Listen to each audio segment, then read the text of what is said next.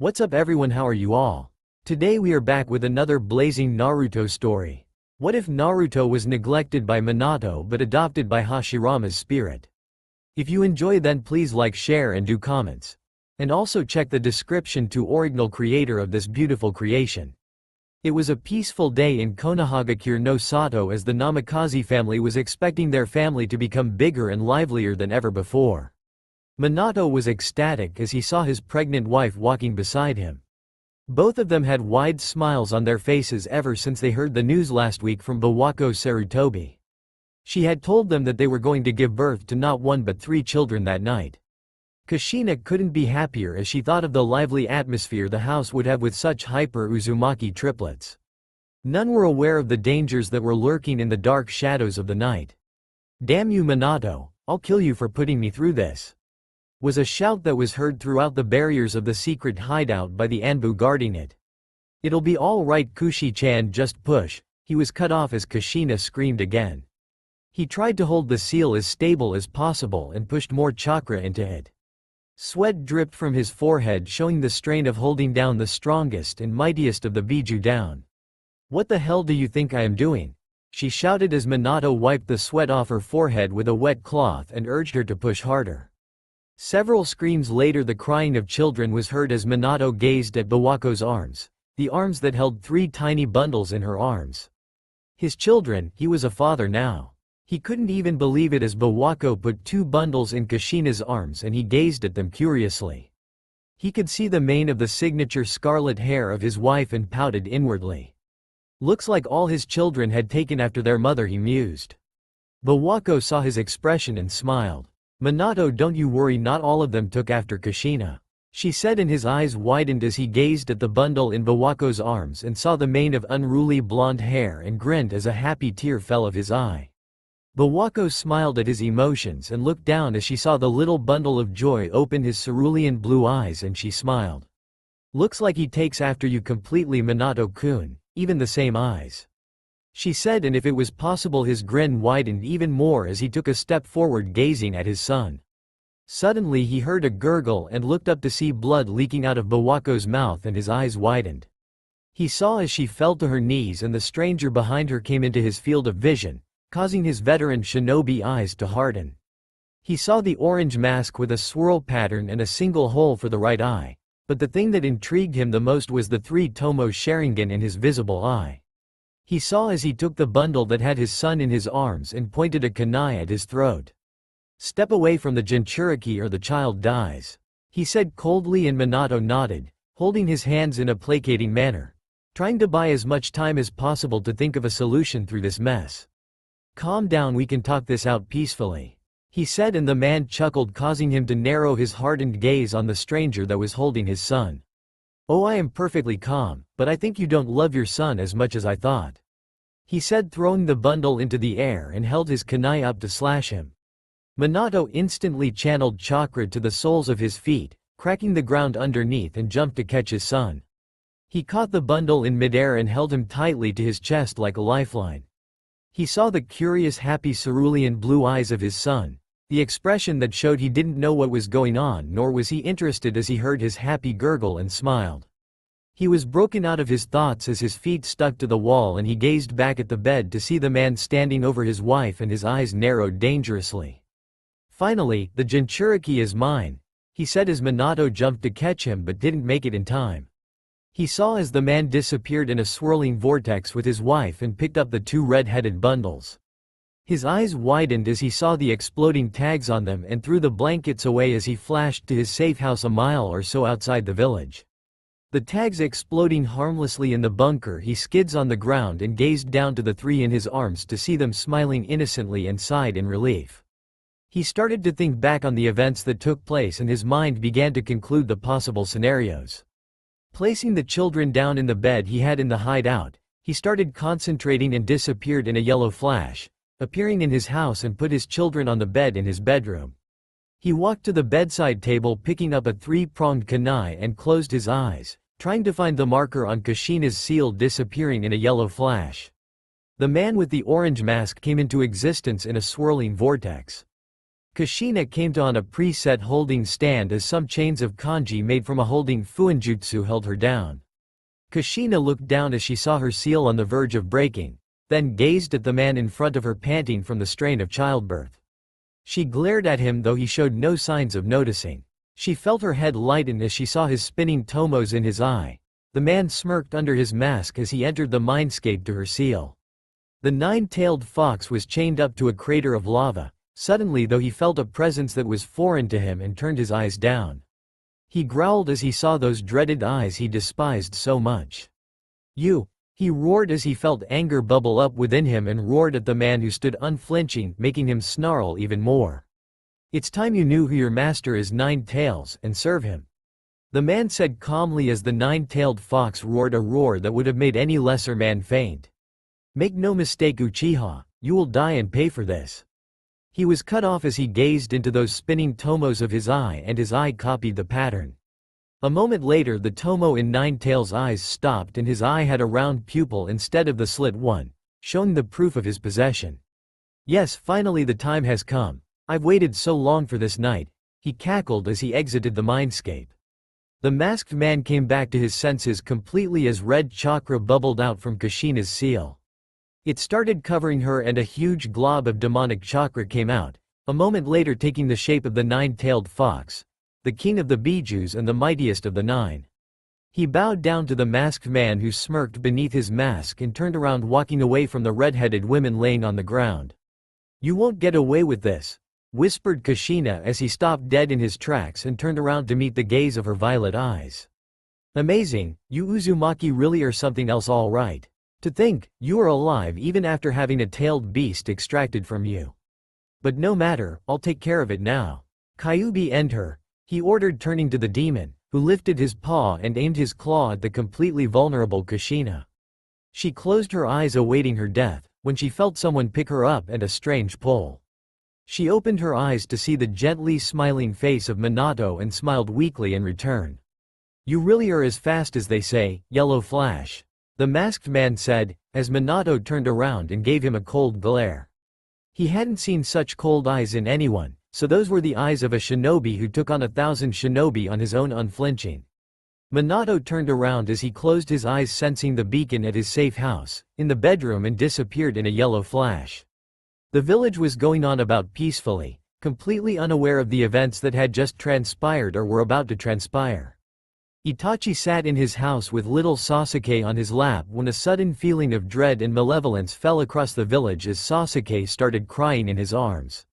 He himself shivered as he tried to calm his little brother down.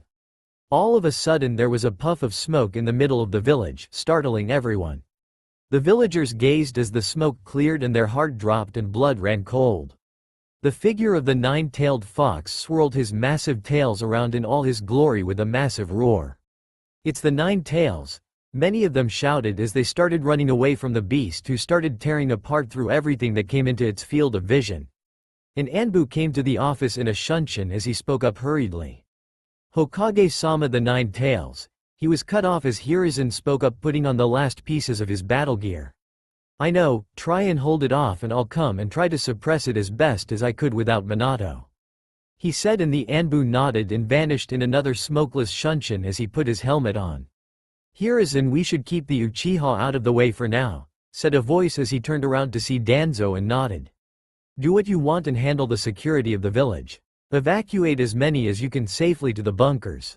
I'll go and fend off the beast," he said in an urgent tone of voice as the crippled warhawk nodded and went about to carry out his orders, and Hiruzen jumped out to take charge of the battle in the village.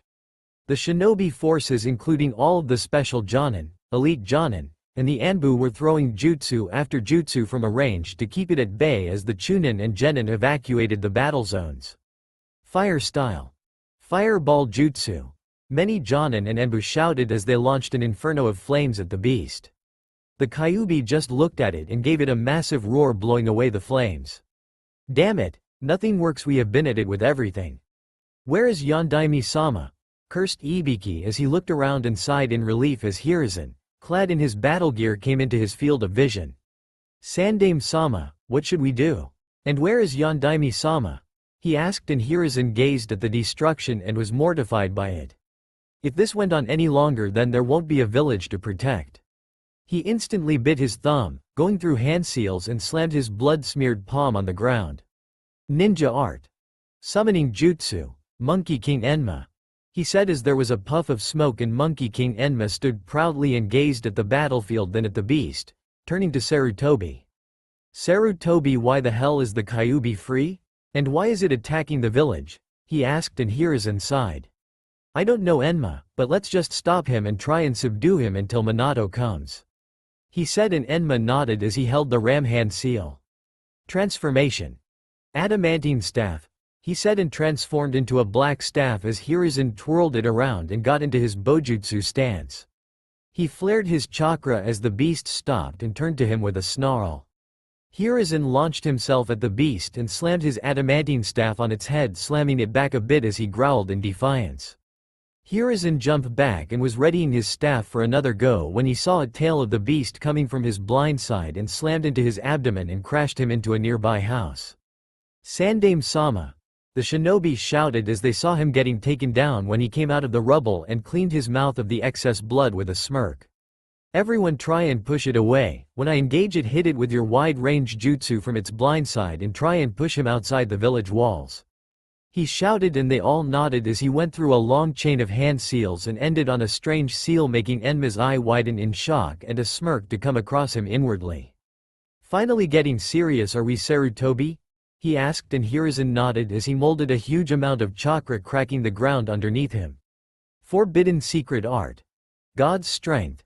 He shouted as the muscles on his body buffed up and nerves started showing across them. His muscles and chakra coils were flooded with chakra to the point of their limits. He twirled around his staff and entered his stance, launching himself at the beast at blinding speeds and slammed his staff in its stomach, pushing it back. The Kyuubi slid across the ground, falling down as it roared in defiance. It was near the walls of the village as the surrounding shinobi started going through their own hand seals. Earth style. Earth Dragon Jutsu. Fire style. Dragon Flame Bullet. They shouted in unison as a huge torrent of molten earth converged on the Biju, who brought 5 of his tails in front of him, blocking them, and used the rest to take out the roof where the shinobi were standing and gave a loud roar, startling them. The Kyuubi molded chakra in its mouth as it released a huge torrent of flames powered up by its potent demonic chakra and launched it at the shinobi forces, making their eyes widen as they didn't have time to counter it. Earth style. Mud wall. Hiruzen shouted as a huge wall of mud formed in front of them, but to his horror, it tore right through it and followed on its path. Everyone watch out, he shouted, but knew there was nothing they could do to stop it when he heard a shout. Water style. Water severing wave. All of them heard as a huge tidal wave of water came from above them, not touching them in the slightest, and collided with the inferno, creating a huge amount of steam. Wind style. Great breakthrough.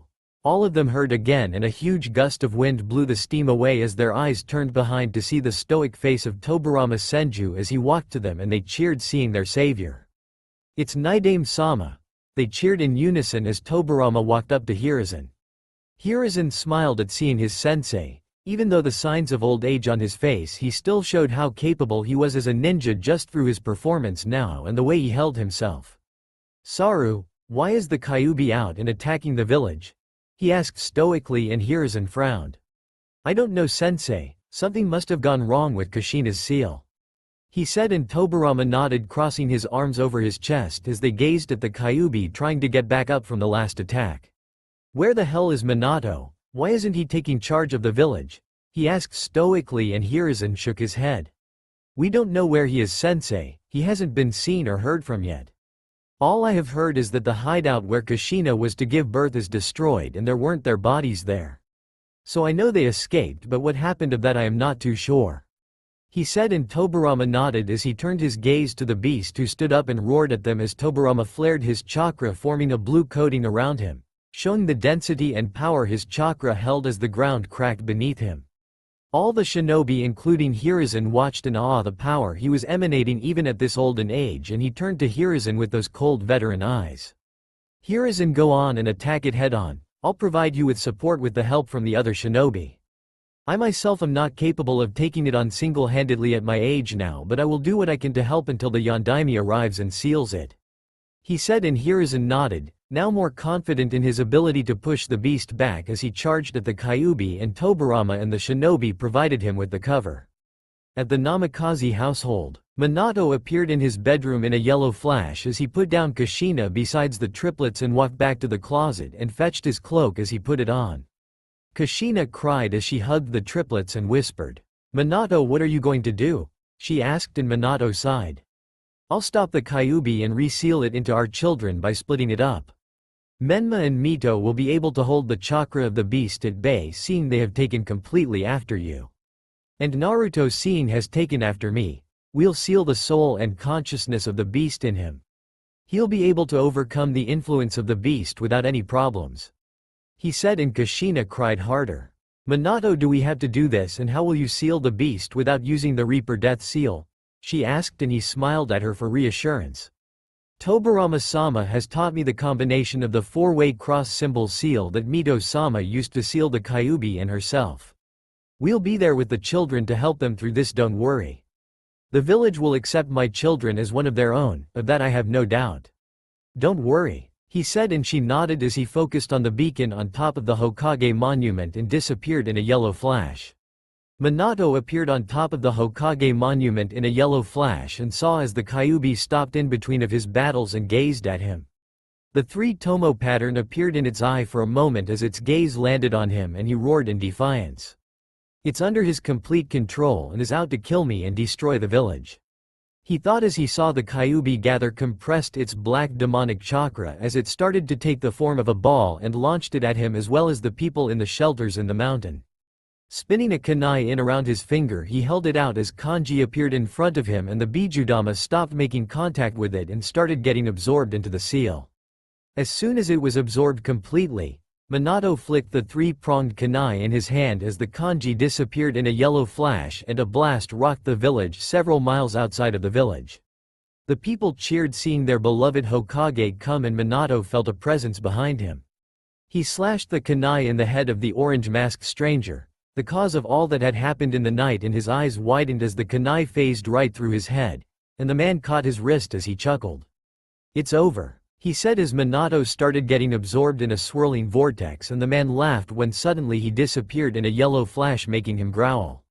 "That damn jutsu is getting annoying," he snarled as he teleported to Minato's presence, letting the Kyuubi have his share of destruction until he cut the pillar on which the village stood. In a clearing outside the village, Minato landed skidding on the ground as he came to a halt and stood up, picking up the three-pronged kunai in his hand, and thought about everything that had happened. He broke through the village security, the barrier I set up for protection, dealt with the Anbu and the guards at the hideout with enough stealth that I didn't even sense him approaching me until he made himself known. He has a Sharingan and can control the Kyuubi. The only one who could do that was Madara, but he can't be him. I know that isn't possible. Then who? He thought as the masked man swirled into existence in front of him, and he glared at him coldly. "Who are you and why are you doing this?" he asked, and the man chuckled, a childish laugh making him narrow his eyes. "Oh, who I am is not important, but why I did this. Perhaps it is merely a whim?" he said, chuckling as chains dropped from his sleeves and Minato got ready, channeling chakra to his feet. Both launched themselves at each other. Minato stabbed the man through his face with his kunai, but it phased right through again.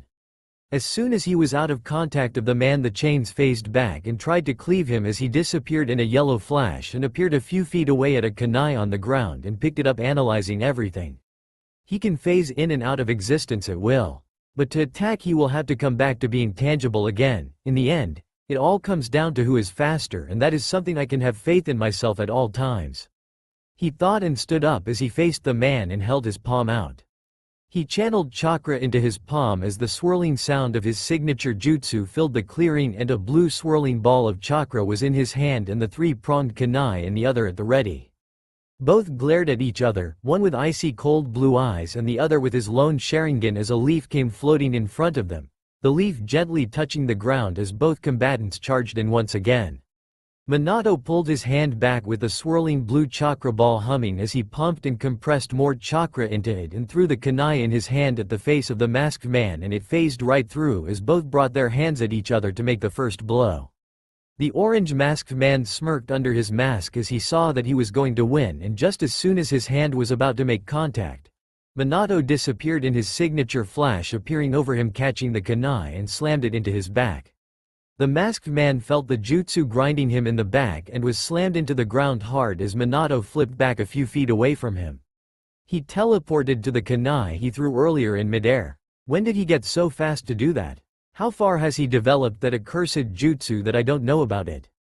The man snarled in his thoughts as his right arm melted and fell down and his eyes widened as Minato again disappeared and came in front of him, jabbing the kunai in his stomach, and put his hand on his chest as kanji covered him.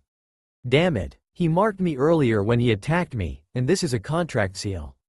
He put it on me with just a mere touch. He's ruined all of my plans, he thought as he furiously glared at the blankly staring Minato and clenched his teeth in anger. With this, the Kyuubi no longer belongs to you. Your plans have failed, he said, and the man growled. Make no mistakes, Yondaime, I'll be back and take the Kyuubi with me. You may have defeated me today, but the next time won't be the same. He hissed as he clutched his bleeding stomach and started disappearing in the swirling vortex and out of existence as he escaped his presence, and Minato looked back as he saw a purple barrier outside the village and focused on the nearest beacon to the barrier and disappeared in a yellow flash. Hiruzen was slamming the Kyuubi as he was dodging its tails left and right and going in for the attacks at the openings Tobirama was providing him. They had pushed the Kyuubi back enough that it was just outside the village walls, and Tobirama saw the chance to contain the beast. Hiruzen, it is time, he shouted, and Hiruzen nodded, instantly forming the signature cross-hand seal for the jutsu as a shadow clone popped beside him, and Tobirama did the same, though without any hand seals, as they jumped into positions taking 4 corners around the beast and started going through a long chain of hand seals simultaneously and held the ram seal at the end. Sealing art. 4 purple rays formation.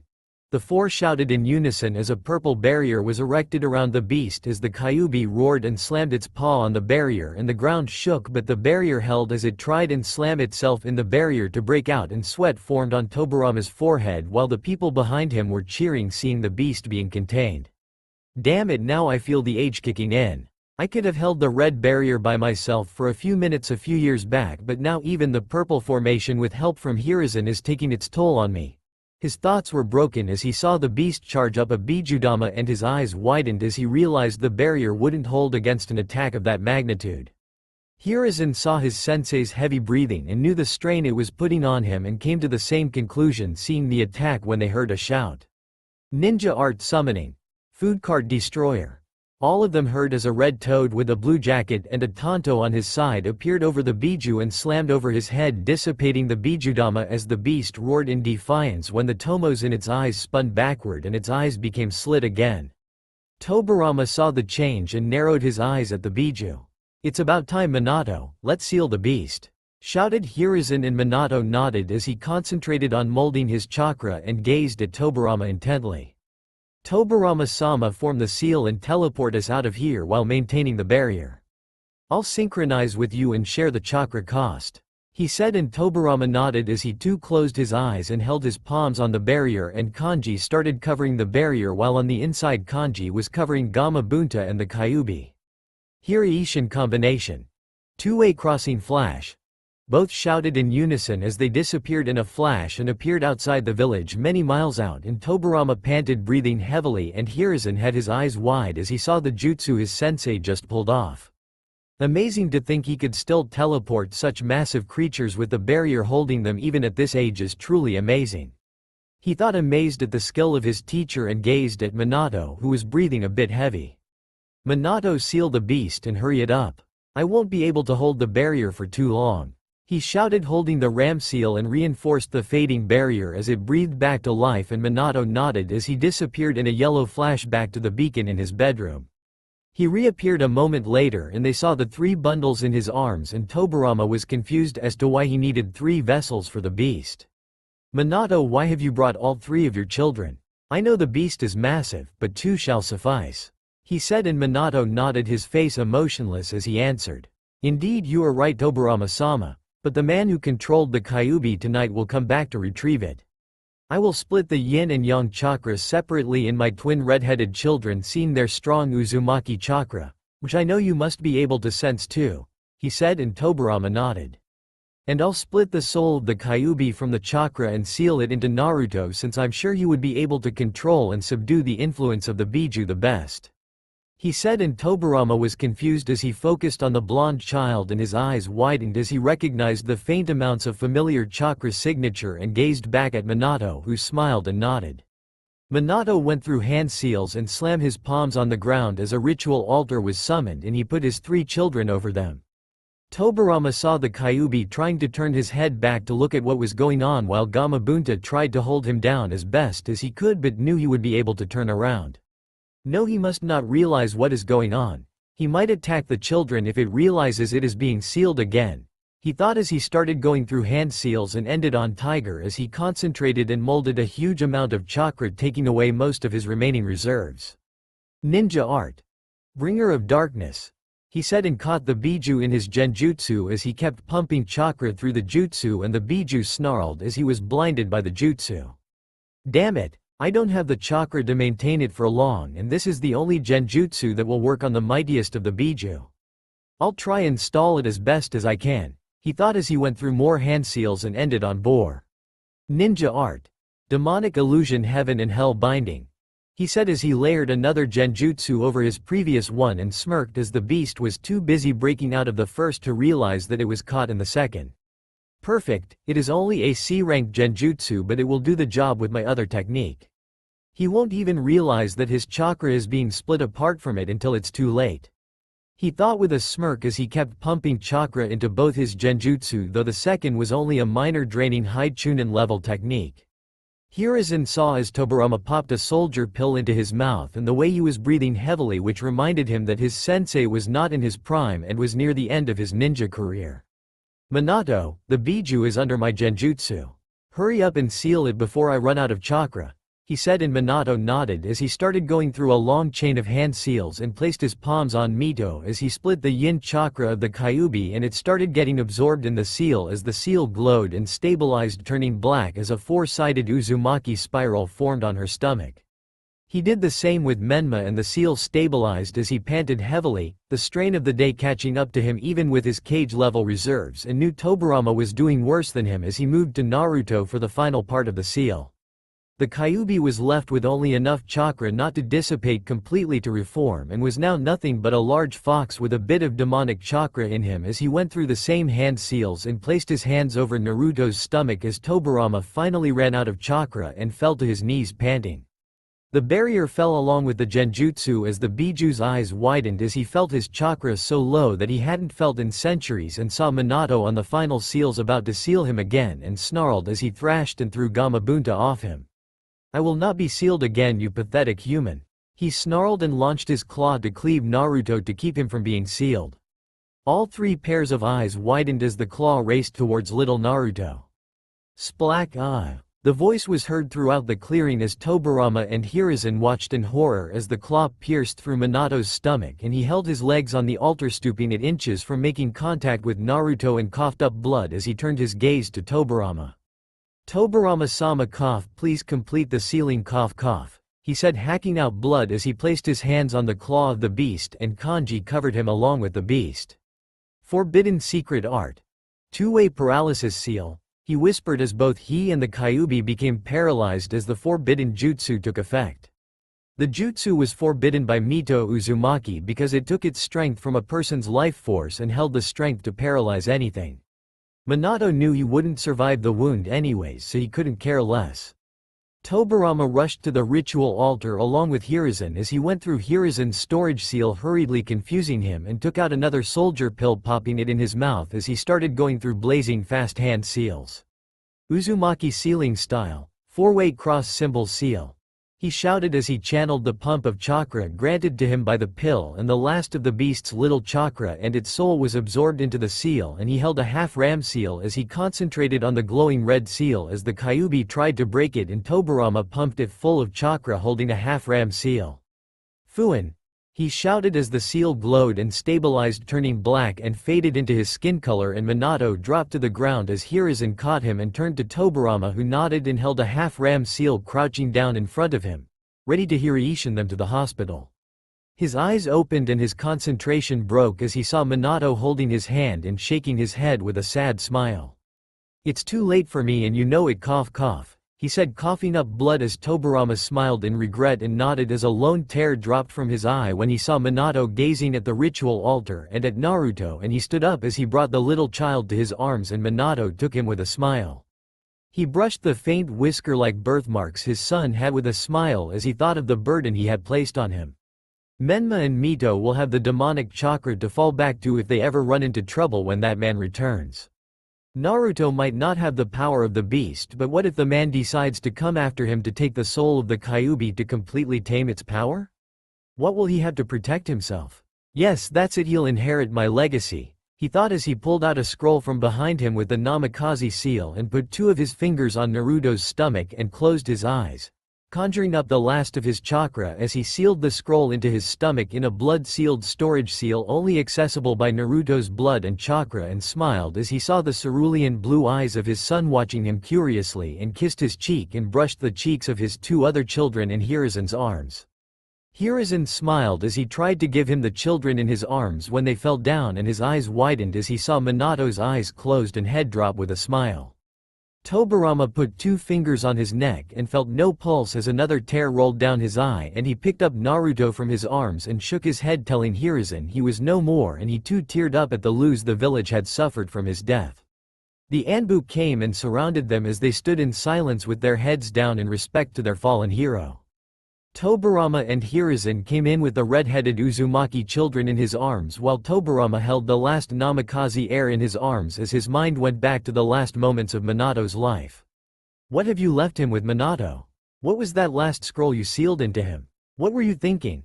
he thought as he gazed at the sleeping blonde bundle and ran his finger on one of his cheeks as the child purred and leaned into his touch, making him smile.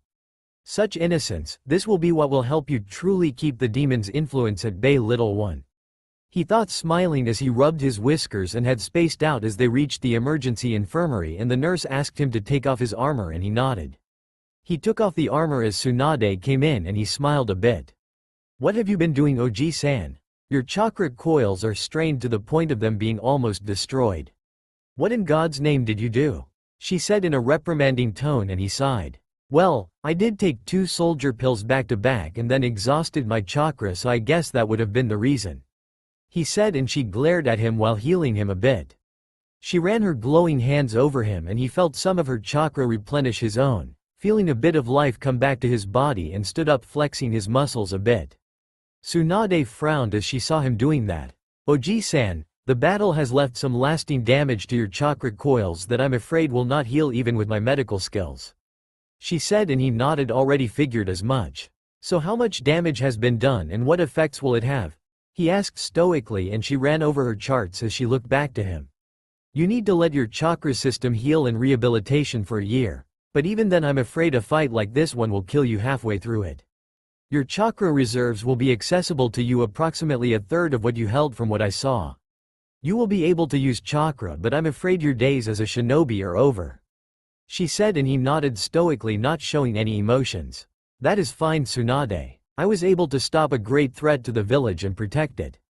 I was afraid I won't be able to use chakra even a little, so this is a blessing to me. This was my last fight anyway. I have realized my days of fighting have long since passed. I saw how old I have gotten, and for the first time in my life, my battle-hardened instincts were hesitant.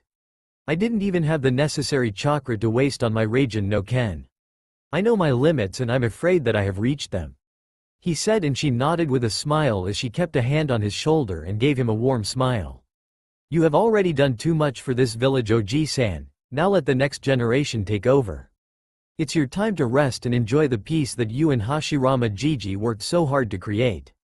You are the one who deserves it the most, after serving the village so much for so long," she said, and he smiled sadly as she watched the wrinkles on his face and the sadness in his eyes as he realized how old he had gotten.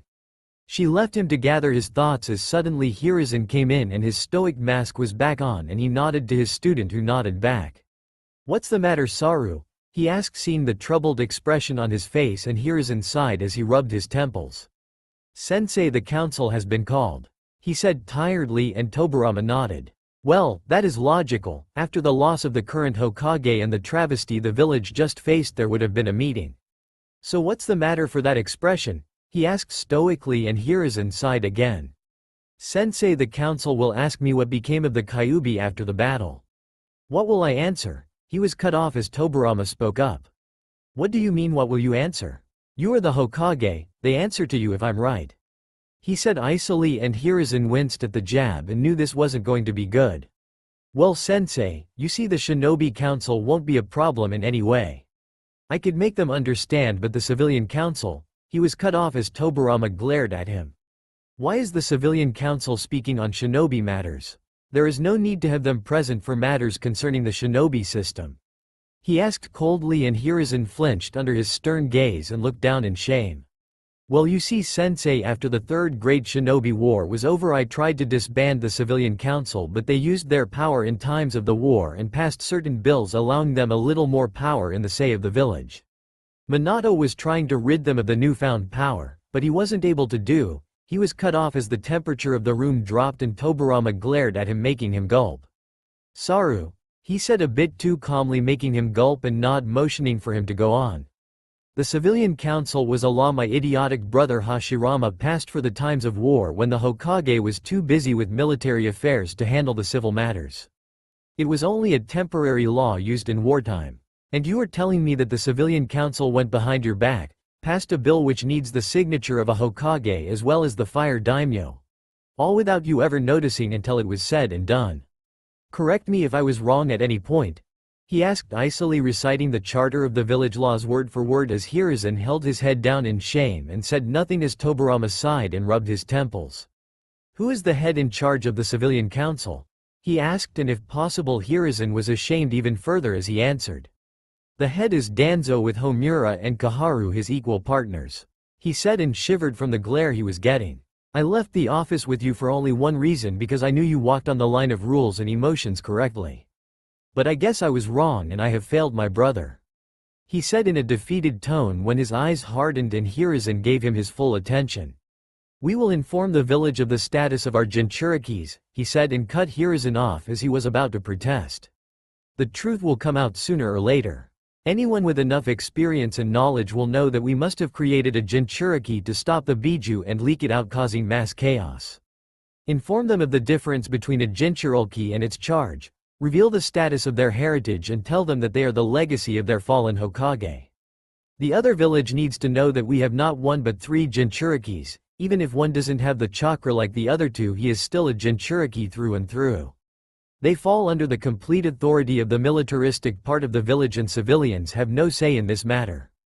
Inform them whom they answer to and take back the position of Hokage. I know who the other choice will be, and I will be damned before I let that failure of a student take over the village's leadership.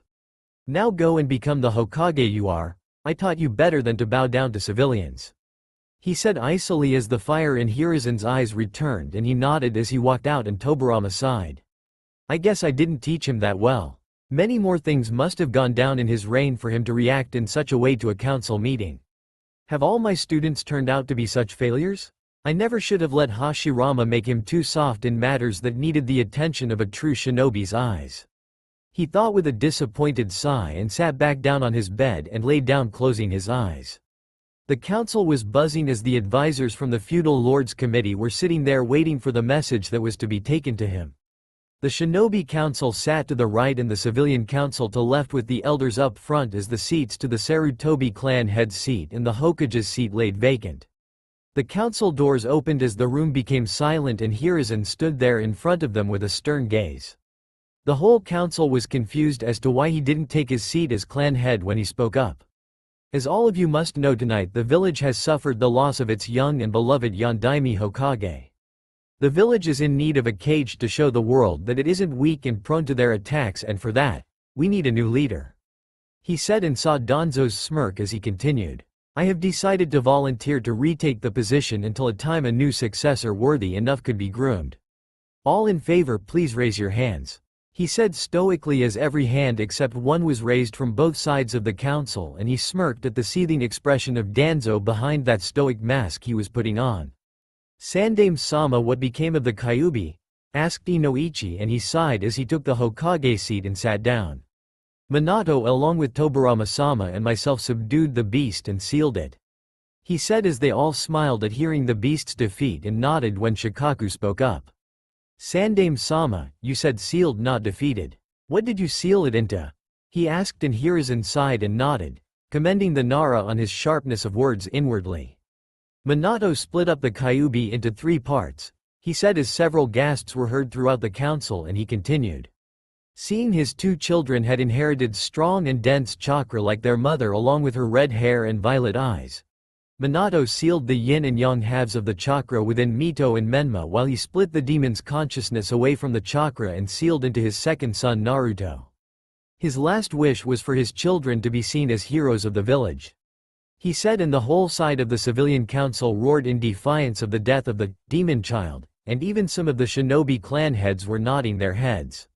Silence, he roared, leaking a huge amount of killing intent, making them all fall silent as they gulped and looked at their furious Hokage.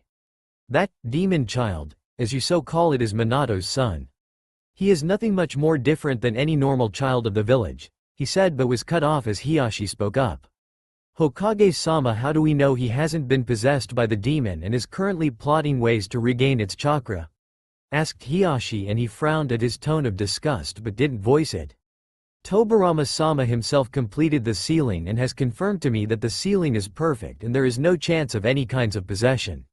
Minato too checked the seal in his dying moments and the seal is absolutely safe, he said, and the shinobi clan heads nodded hesitantly, seeing he trusted the seal completely so there wasn't any danger involved, while the civilian council was still not convinced as one Mebuki Haruno voiced her concerns out loud.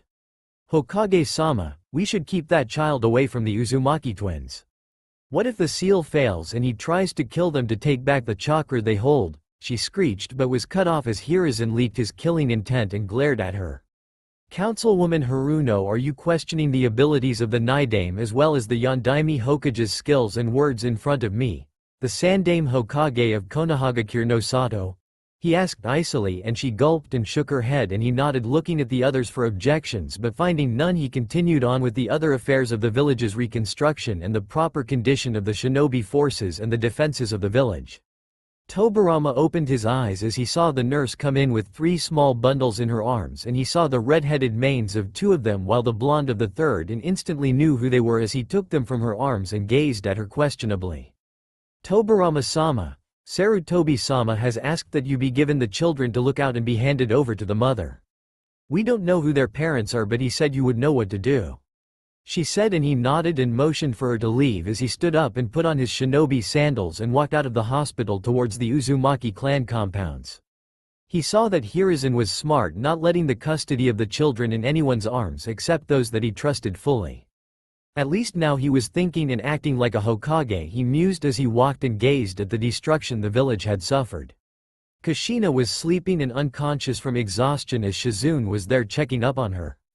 Tsunade was too busy with the surgeries of the hospital that was too complicated for anyone other than her, so she had sent her to take care of Kushina in the meantime. She was currently checking up on her condition and found everything to be normal as she suddenly heard the door being knocked and was instantly on guard as she readied her Senbon launcher, gearing it up in case it was someone trying to create a distraction for an ambush, and opened the door to see the stoic face of Tobirama Senju and the 3 little children in his arms. It would be nice if you would deactivate your Senbon launcher so that you may not accidentally hit the children with it, he said stoically, and she blushed in embarrassment that he had seen her Senbon launcher that she always kept so hidden. She deactivated it and motioned for him to come in as he nodded and stepped in and went to the room Kushina was sleeping in and put the 3 children near her and sat down on the couch, kept to the side with his elbows on his thighs and his fingers in front of his face with that same stoic expression he always held. Shizune saw him sitting and gazing at Kushina intently and fiddled around trying to speak, but seeing his expression, it was a bit difficult. Do you want to say something? Then say it. Do not fret so much, he said stoically, and she blushed in embarrassment yet again as she felt quite intimidated by the man and his stern gaze, and nodded. Are you going to sit here until she wakes up? She asked nervously, and he nodded. Yes, he said, and she waited for him to go on, but he sat silently as she realized that he had answered completely. She is going to be asleep for a while, seeing her exhaustion from childbirth and the extraction of the biju from her. She said, and he nodded yet again. I know, but there is something that I need to tell her. And I should be the one to tell her that. It is important, so I will wait until she wakes up. Doesn't matter how long it takes. He said, answering her completely, knowing she wouldn't leave without hearing it, and she nodded as he spoke up again. The hospital needs your skills more than your time that is being wasted here telling me not to wait. I believe you should put those skills to use. He said stoically, and she blushed in embarrassment yet again for the third time, as she didn't really understand if he was insulting, dismissing, or really just telling her. So she did the one thing she could, nodded and left. He sat in silence as Naruto woke up, and he saw his cerulean blue eyes gazing at him deeply, and he walked up to him and stood in front of the little boy and picked him up in his arms as both stared at each other. One with narrow stoic eyes while the other with wide curious eyes for a few moments, after which Naruto giggled and Tobirama smiled a bit as he sat down on the couch and rubbed his whiskers, making him giggle. He gazed at the other two sleeping children and saw that they didn't have any birthmarks like him. So it couldn't be because of the Kyuubi.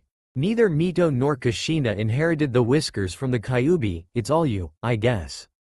He thought as he played and tickled the little child in his arms, making him giggle, and passed his time. He then gazed into the child's eyes as many thoughts went through his mind. Your chakra signature, even with it being so weak right now, still reminds me so much of him. Why don't you have his eyes then? Will you inherit those accursed eyes one day like Minato believed you would? He thought as he gave his index finger to the child, who caught it in both of his tiny hands and gazed at it curiously, making him smile. I guess the only thing I regret in my life is not having the chance to have a family. To nurture innocence such as yours to become a fine man one day. Ironic, this is why we built and protected this village, and I missed out on it. He thought as he watched the cute child, and sadness and regret filled his heart, though it disappeared as he heard the happy tiny giggle of the child as he clutched his finger tightly, making him smile. Kushina opened her eyes groggily as she felt very weak and tired, and tried to sit up to no avail when her ears caught the voice of tiny giggles of a child, and her eyes snapped open as she turned her head sideways to the voice and saw Tobirama with little Naruto in his arms playing with him, and she smiled a little as she again tried to sit up, this time successfully, and leaned her back against the headboard of the bed and sighed. Tobirama heard the sigh and stood up as he walked to the bed and put Naruto in her arms as she took him with a small smile and kissed his nose, and he giggled cutely, making her smile, and she looked sideways to see Mito and Menma asleep in their cribs and turned to Tobirama with a questioning glance. Tobirama-sama, where is Minato? Is he in a council meeting or something? She asked, and he shook his head with a small smile, making her stomach form a pit of dread on seeing his expression. Where is he, Tobirama-sama? She asked, and he just looked at her sadly, and her eyes watered as she hugged him tightly, her face in his chest, and started crying, saying he was lying, and he rubbed her hair slightly. I'm sorry, child, Minato is no longer with us, he said somberly, and she cried harder as she realized that her fears were true, and her heart broke on hearing it, and she kept crying for a few minutes while he held her, rubbing her head softly. He knew her since she was a little child and came to Mito's house from Uzu shortly before it was destroyed, and considered her a granddaughter, and rubbed her head softly with a sad smile. He promised me he wouldn't use that jutsu. He promised me wouldn't use the Reaper Death Seal, she said in sobs, and he rubbed her hair and nodded. And he didn't, Kushina, he said, and she looked up with watering eyes. Then how? Why? She asked with a choked voice, and the vision of his death flashed across his eyes as he closed his eyes and sighed sadly. He was almost done with the sealing when we lost our hold on the Kyuubi, and in a last-ditch attempt to stop himself from being sealed, he tried to impale Naruto, he said, and she gasped in sobs as she listened him speak, and he continued. Minato jumped in front of Naruto and took the blow by himself, stopping the claw inches from Naruto. He died to protect his family, a worthy and honorable death. He was a proud man till his last breath, Kushina, he said sadly, and she cried harder as she realized what had happened and what she had lost, and Tobirama let her cry it all out as she fell asleep from the strain of crying and weakness after half an hour, and he put her head to the pillow and picked up Naruto from her arms as he yawned cutely, and he put him in his crib and tucked him in as he fell asleep. Walking into the kitchen, looking through the fridge for something to eat as he picked up a sandwich and a juice and sat down on the couch in Kushina's room, keeping guard. He knew the village didn't have the resources to spare for their protection and they couldn't be left all alone, so he decided to keep watch over the house until Kushina was up and about again. And he wouldn't admit it to himself, but he had grown a bit attached to the little blonde bundle that was sleeping soundly in his crib. Hiruzen sighed as he worked on the piles of paperwork that were building up on his desk when the window to his office slid open and he smiled as he felt the familiar presence come in. "So it really is true, Sarutobi-sensei. The kid is gone, huh?" asked Jiraiya sadly as Hiruzen turned around and nodded with a sad smile. "I'm glad you are here, Jiraiya. The village needs the strength of its Sannin now," he said, and Jiraiya nodded. "So what happened other than Minato's passing?" he asked, and Hiruzen sighed. "Well, he split the yin and yang parts of the Biju's chakra and sealed them into Menma and Mito, while he sealed the soul into Naruto," he said, and Jiraiya nodded, whistling. "So he created 2 Jinchurikis from 1 Biju," he said, and Hiruzen was confused at his answer. "Jiraiya, what about Naruto?" he asked, and Jiraiya shook his head. "No, he is a powerless Jinchuriki. He doesn't even have any demonic chakra in him. He is a Jinchuriki, just a name," he said, and Hiruzen nodded, agreeing with his logic. "We will have to train the twins when they grow up to let them learn how to harness the massive power they hold. They will become the protectors of the leaf and the heroes who will turn the image of Konoha and its stability back," he said, and Hiruzen nodded, knowing he was right. "Yes, but that will all come in due time. But for now, Jiraiya, we need your spy network more than ever. You must go out in the field and keep me updated on any potential threats to the village so that I can prepare and deal with them if necessary. I have authorized Danzo and his route back to service that I disbanded after the previous war. We need all the strength we could conjure up. The death of Minato will make us look weak in front of the other villages. Iwa and Kumo especially might take this chance to attack and kidnap or assassinate Minato's children. Especially after they learn that 2 of them harness the Kyuubi's chakra without its influence," he said, and Jiraiya nodded. "All right, sensei, I'll leave tomorrow, but first I'll meet up with Kushina and the twins," he said, and Hiruzen nodded as he jumped out of the window. A moment later, Hiruzen realized that he only said twins but shrugged it off and went back to his paperwork. Tobirama was sitting on the couch as he went through some scrolls that were kept on the shelves and was reading up on some old Uzumaki seals as he heard a knock and wondered who could be there to meet them. He walked to the door and saw Hiruzen's student standing there. Jiraiya was surprised at seeing Tobirama Senju standing there and nodded politely at the man. He always respected him, though he knew the feeling wasn't mutual.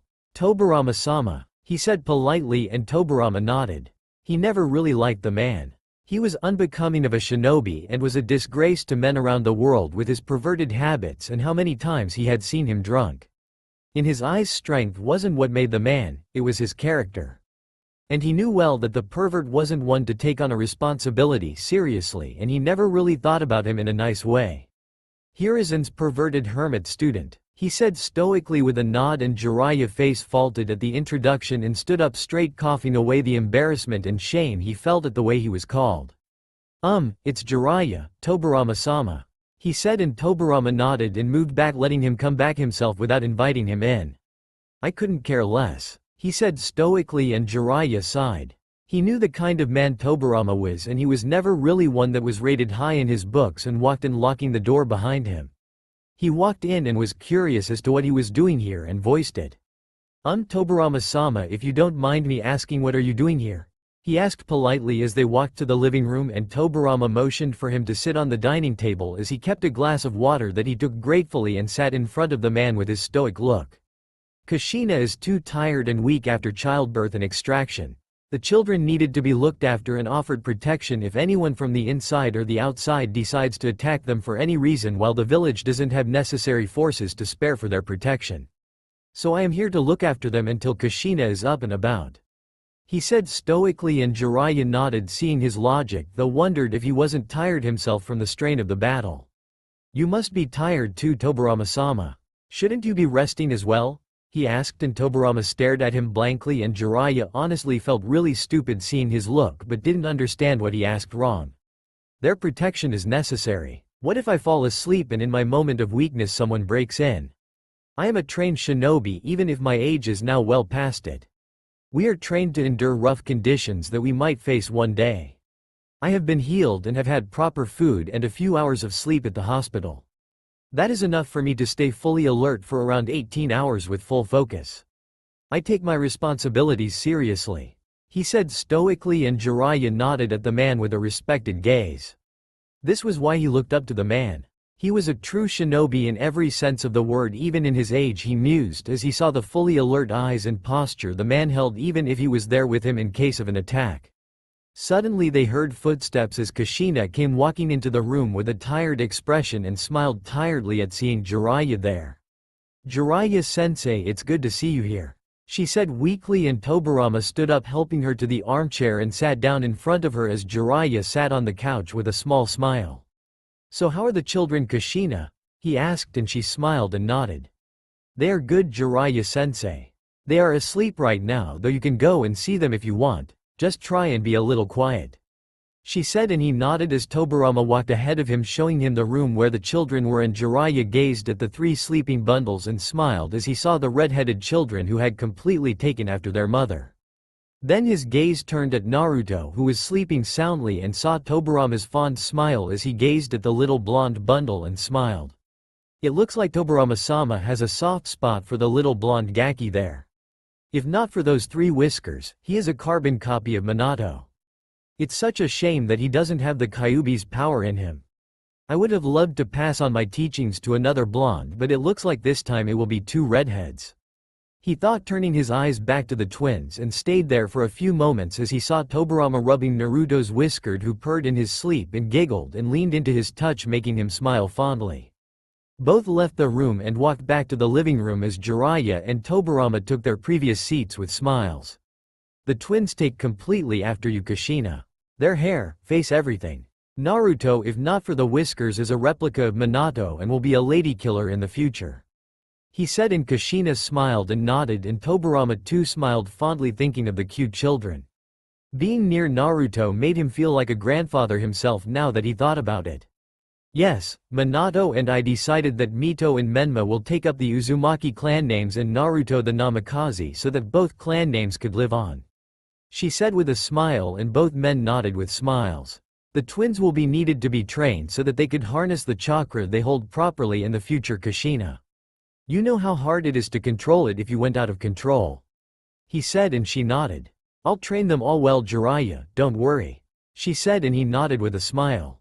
"Give a bit more attention to Mito and Menma, Kushina. They will need all the love and attention to make sure their emotions remain happy and away from the negative urges," he said, and she nodded, knowing the dangers, being a Jinchuriki herself, though Tobirama frowned at his words but said nothing, knowing it wasn't his place. "I'll raise them all nicely, Jiraiya, don't worry." "So how long are you here?" she asked, and he smiled sadly. "I am leaving tomorrow, Kushina. Sarutobi-sensei asked me to be in the field and keep up my spy network to look out for potential threats in the village. I will be back when the twins turn 5 and will help you start their training and help them learn to control the power Minato has left them. By then things should cool down enough for me to return," he said, and she nodded sadly, knowing the village needed his skills more at the moment, and stood up as they walked Jiraiya to the door, and she smiled as she waved him off. "Tobirama-sama, how long are you going to stay?" she asked in a tired and hopeful voice, and he smiled a little at seeing her vulnerable and sad, and put a hand on her head like a child. "I am here until you are up and about enough to take care of yourself and the children. Don't worry, I don't really have anything else to do. Plus, I and Naruto have a lot of fun in the meantime," he said, and she smiled and hugged him happily. Happy that she didn't have to be alone at a time like this, and he hugged his granddaughter in all but blood back, rubbing her back softly. The past 5 years had been pretty peaceful for the villagers of the village hidden in the leaves. The people were enjoying the times of peace, and it was a surprising fact that none of the other villages had thought of taking advantage of the weakness of the village after the Kyuubi attack, but it could be surmised as normal since most of the other villages were still recovering from the previous war, while Kiri itself had landed itself in a civil war. The Uzumaki Namikaze family too had been living quite nicely and peacefully. Kushina had been a great mother over the past 5 years, showering her children with love and care, making their childhood a peaceful and fun few years of their lives. "Naruto, get back here," shouted Kushina as she chased her little blonde of joy through the hallways as he ran through the house with a bottle of soy sauce. Kushina had on her usual clothes with an apron on top and the Uzumaki spiral emblazoned in front of it and was running with a spatula in her hand. "Naruto, I need that for the food. Come back here," she said as she chased him playfully with a smile on her face, and Naruto laughed as he ran through the house hot on his toes.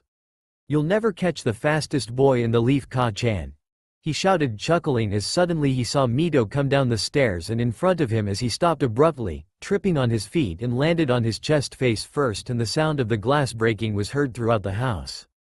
Kushina gasped as she saw a bit of blood on his hand and rushed to him. "Naruto, are you all right?" she asked hurriedly as she picked him up and sat him on her lap. She saw the little pieces in his chest and some on his hands and arms and was wide-eyed at the wounds he had suffered. But to her surprise, he wasn't crying, just wincing in pain as she took out the pieces slowly one by one and her motherly instincts kicked in. "How many times have I told you not to trouble me so much? Now see what you've done. What if you had gotten hurt at some vital spot? Then what would have happened?" She started scolding him half-heartedly, and Mito looked down with a sad expression. "Sorry Naruto, I didn't know you were running, or I would have been careful and not made you trip," she said sadly, knowing how fast and nimble her Aniki was, and he never tripped if he ran. Naruto grinned foxily and laughed. "It's nothing, Mito. These small pieces of glass from a bottle of soy sauce aren't enough to keep the great Naruto Namikaze down Ibeo," he said proudly, and Mito smiled brightly, and Kushina stifled a giggle at his boisterous exclamation and that verbal tick that he had gained from her, and took out a piece from his arm quickly as he yelped and glared at her while she smiled bemusedly. "What, I thought a little piece of glass wasn't enough to keep the great Naruto Namikaze down Ibeo," she teased, and he puffed his cheeks and glared at her, making her giggle. "I'll have you know it would take at least half the village to take me. Ah, hey, watch it," he yelped as Kushina took out another piece from his chest, abruptly making him yelp and her giggle. Mito giggled at the antics of her brother and the way her mother always let his pranks slide with just a half-hearted scolding and a smile. Menma came down from his room hearing the commotion and knew that his brother was again up to something. Kushina picked the boy up and took him to the living room. She took out the first aid kit and started mending her little blonde bundle, and it always surprised her that he had never once cried even after taking so many injuries from everyone. She finished bandaging his hand and his chest as she put his new t-shirt on him over his head forcefully as he yelped, and she giggled at him, ruffling his hair.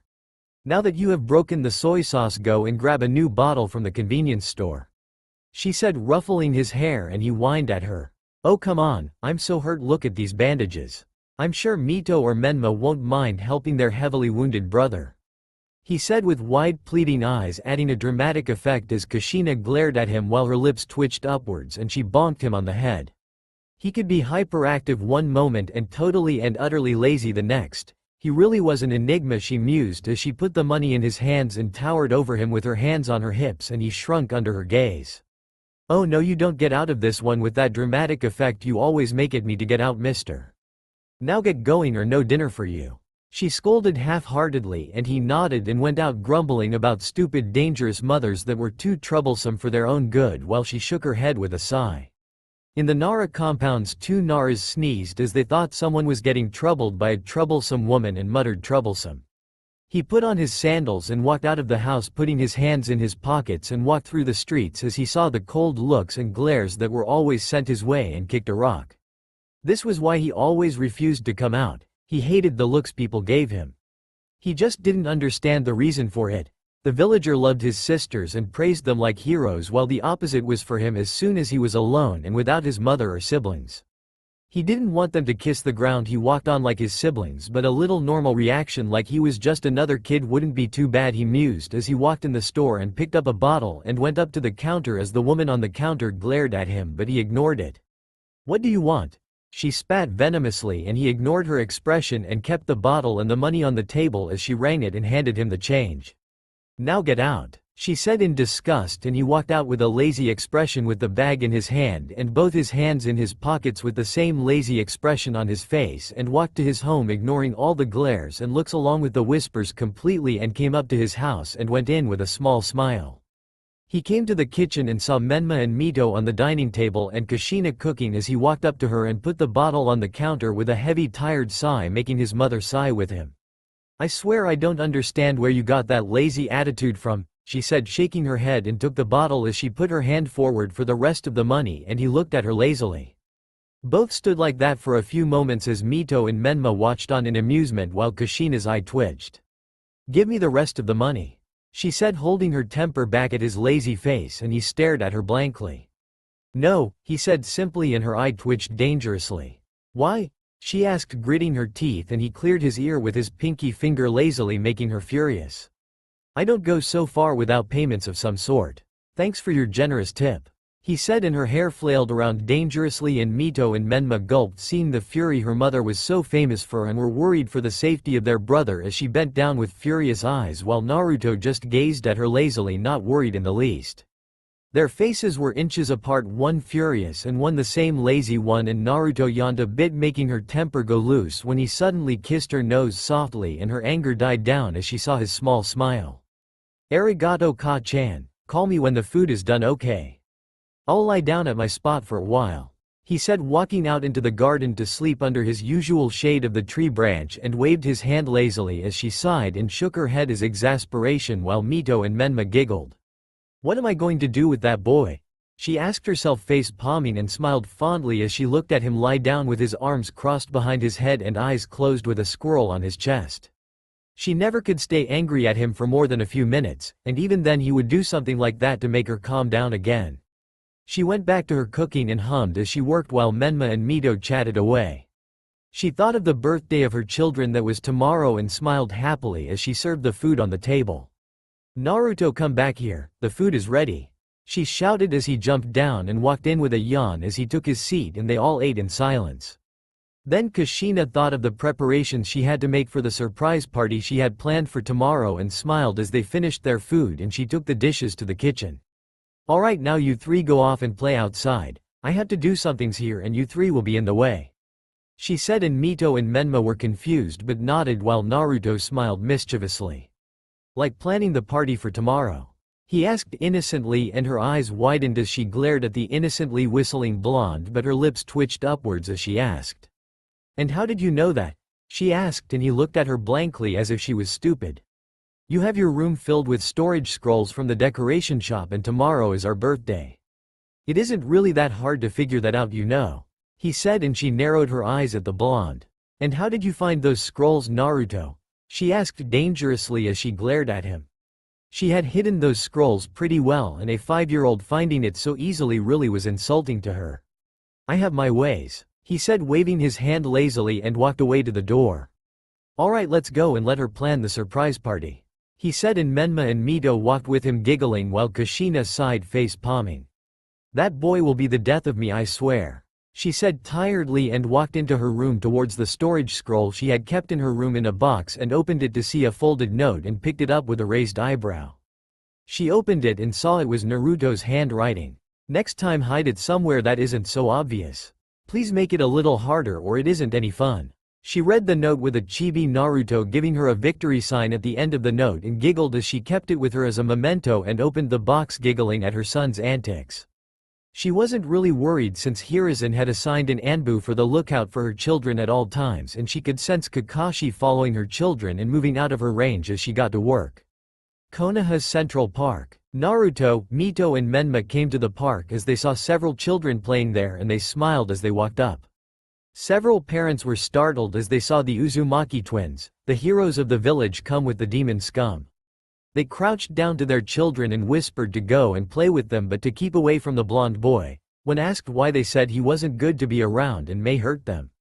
The children all nodded and listened to their parents as they ran up to the triplets and started talking to the red-headed twins while Naruto was pushed away. Naruto saw that there was no one really around who was looking at him, and the parents were all giving him the same looks as always. He turned his gaze back at the crowd as Menma was pulled away to play by several children while Mito was resisting glancing at him with a worried glance, and he smiled at her for reassurance. "You go on, Mito. I'll be over there just lazing around.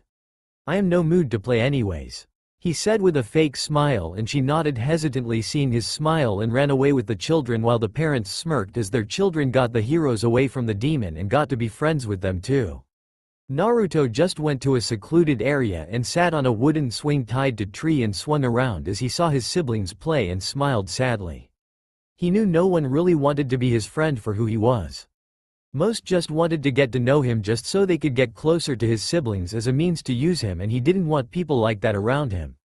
He was happy that at least his siblings had so many friends to play with and smiled as he watched them play while his eyes held a little pain but fondness at seeing them so happy. He sat there swinging alone as he kept gazing at his siblings with a sad smile out of everyone's eyesight.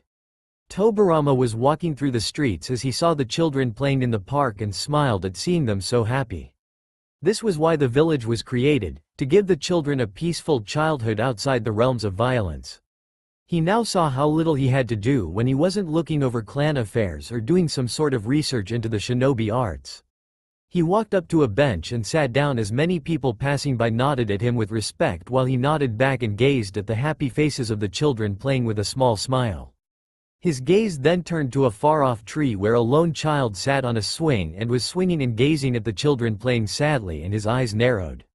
Those sun-kissed blonde hair, cerulean blue eyes, and especially those 3 whiskers were a dead giveaway. He looked around and saw some of the looks the parents were giving him and how they were standing away from the place he sat alone, and clenched his jaw. He understood why those people were looking at him that way, but why was Naruto not playing with the children? He didn't like unanswered questions, and this irked him quite a bit. He stood up and walked to the part of the park where he sat alone and saw his eyes that held a painful expression yet a fond smile, and he followed his gaze to see the 2 redheads playing happily and smiled sadly. He is lonely and in pain, yet still he smiles seeing his siblings happy. He really is an interesting one, he thought as he trudged from behind him and stood by him silently. Why aren't you playing with the other children? He asked, suddenly breaking the silence, and was surprised to see that the child was not startled yet seemed to be perfectly calm, like he knew he was coming. He kept it in the back of his mind, as Naruto put his mask over his face back on and grinned at the man. It's nothing, I just like being alone and all.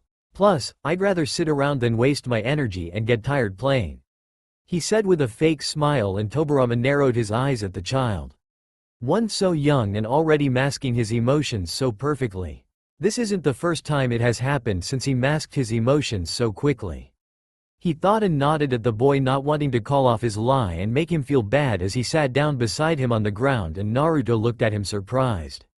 This was the first adult besides Hiruzen or Jiraiya that had been interested in talking to him, even if those 2 came to meet the twins, but they still spent some time with him. He had thought that the man would leave once he had answered his question, but he instead looked like wanted to be with him, and it warmed his heart that someone really wanted to be by him, even if it was just sitting beside him, as he smiled genuinely and swung sideways, both feeling the breeze and the silence to be pretty comfortable. Suddenly Tobirama unsealed a shogi board and put it in front of him as he motioned for Naruto to sit in front of him. Naruto rose an eyebrow and sat in front of him and looked at him curiously as Tobirama started placing the pieces on the board. Since you seem to be the one not to waste energy and laze around, let's put your mind to the test. Have you ever played shogi? He asked, and Naruto shook his head innocently and he smirked and nodded. Let's see if you are anything like your old man, he thought as he kept the last piece and turned to him with a stoic face. Shogi is a great strategy game and a good way to pass the time. It is also called the general's game. The players use similar strategies like shinobi do on the battlefield. Deception is a great part of the game, with the insight to moves many moves ahead and putting yourself in your opponent's shoes and know what he will do before he even knows it himself, he said, and Naruto looked amazed at the board, then at the man, and nodded. Wow, you're really smart, old man, he said, and Tobirama nodded, ignoring the comment about his age since he really was old now, and decided to move on. Now I'll explain the pieces to you, so listen carefully. Ask only after I am done, do not interrupt in between, he said, and Naruto nodded, giving him his full attention as the man started explaining the pieces. He had to admit the game looked really intriguing and he would have to use his mind a lot. But he liked the rush the game looked to be, and if the man was as smart as he looked to be, then it would be fun. Tobirama explained the last piece and saw Naruto's focused eyes running around the blocks of the board wildly and smirked. Looks like the game caught his eye, he thought as he looked at the 5-year-old blonde and kept a small 2-way clock beside him, and Naruto looked at him questionably. We shall time the amount of time each takes to make a move and how long the game lasts, showing how much you will have improved. Now let's see if you've really understood the game or not, he said, and Naruto nodded as Tobirama moved his piece and tapped the button of the clock, and Naruto did the same. This went on for about 7 minutes as Tobirama captured his king and pressed the button of the clock. And that is check and mate, he said, and expected the boy to pull his hair or shout something and say that it was too boring. But to his utter surprise, he saw his focused eyes on the board as he calculated the strategy Tobirama used. Again, said Naruto, and Tobirama raised an eyebrow and nodded as he rearranged the pieces and made his move, tapping the clock with his own. Tobirama used the same strategy as before but was surprised as he saw the kid countering it with a new one and smirked. The kid is learning. He read my moves and devised a counter strategy through analyzing the previous game. He really is Minato's son, all right. He thought and played the game by changing his strategy completely, and Naruto frowned, then decided to improvise on the fly as he started thinking through various future moves that he could make when he remembered his words about thinking ahead and using deceptions as he started his own moves, and Tobirama smirked at seeing him improvise. After 12 minutes, Tobirama hit the clock as he captured his king again. And that is check and mate, Naruto, he said, and Naruto nodded, though kept focused on the board as he spoke up. How do you know my name, old man? I never introduced myself, he said, and Tobirama nodded at his sharp instincts. I have known you ever since you were born. Your father was a friend of mine, you could say, and your mother has known me since she was a little child. You don't remember me, but I remember you vividly, he said, and Naruto nodded. Well, I guess we had to introduce ourselves again though. I'm Naruto, Naruto Namikaze. It's a pleasure to meet you, he said, holding his hand out with a smile, and Tobirama smiled and nodded. I'm Tobirama, Tobirama Senju. It's a pleasure to make your acquaintance, he said stoically, and Naruto tilted his head to the side and looked at him curiously. Do you always stay like that, stuck up and stuff? He asked innocently, and Tobirama's eye twitched and he answered calmly. Yes, that's the way I am. That isn't a problem, is it? He asked calmly, and Naruto smiled and waved his hand lazily. Nah, it suits you. It makes me want to respect you and take you seriously, not like those stupid people who I can't take a word seriously, like that pervert godfather I have, he said lazily, and Tobirama chuckled at his answer and nodded. The kid was interesting, all right. To make him laugh was a feat in itself, he mused.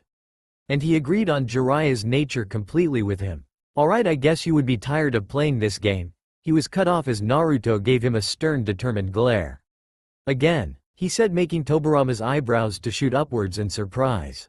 He guessed that the boy would be tired or bored of sitting so long after seeing his lazy personality, but he wanted to go again.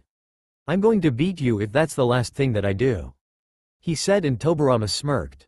So the kid didn't like to lose or give up, he mused and nodded, resetting the pieces as they played till sunset, too lost in the game when Naruto heard his siblings shout his name, and he looked at Tobirama with a sad smile. It seems I have to go, old man, he said, and Tobirama nodded with a smile, surprised that they had been so engrossed in playing that he lost track of time.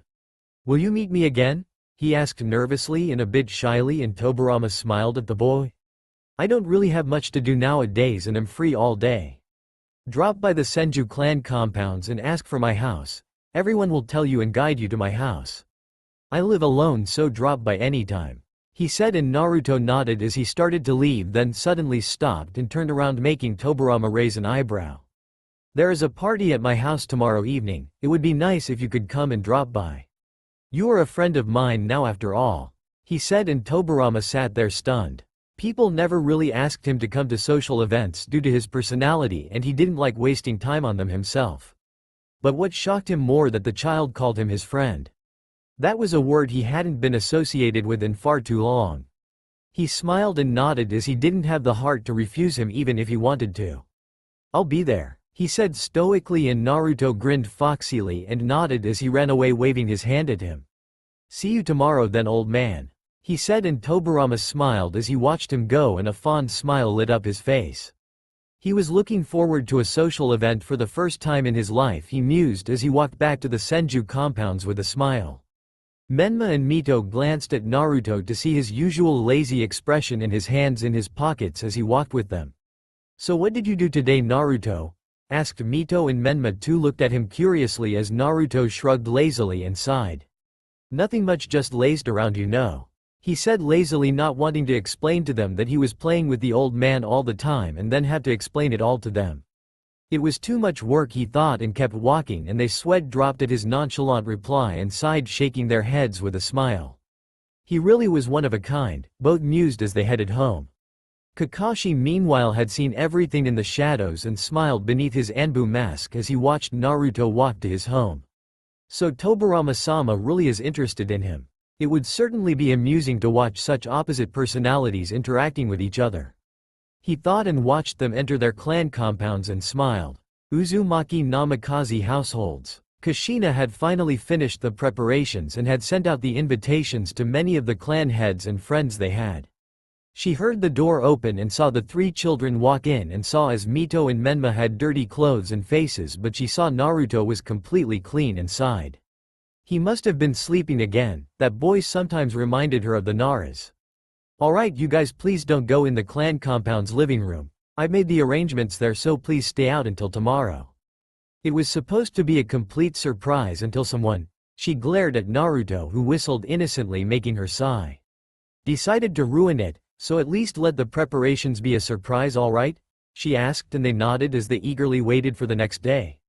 Mito and Menma to meet their friends and enjoy, while Naruto wanted to see the old man and wanted to see if maybe someone might want to be his friend. Senju clan compounds. Tobirama walked through the compounds and remembered that he had to buy a gift if he wanted to go there tomorrow. It was an obligation for the guests to give children gifts, he thought, and walked back to the house where Tsunade lived and knocked on the door. Tsunade wondered who it was and was surprised to see her granduncle there. Oji-san, this is a surprise, please come in. She started as he raised his hand, and she knew he must want something then, and looked at him curiously. There was never really a time that he had to ask her something. It was always the other way around, so she was interested to hear what he had to say. Tsunade, what do people gift children on their birthdays? He asked stoically, and she stared at him blankly while a crow croaked in the background. Excuse me? She asked in disbelief. Of all the questions, she didn't expect this. I don't think my question was too tough for you to understand, and I worded it quite simply. Well, I'll say it again. What do people gift children on their birthdays?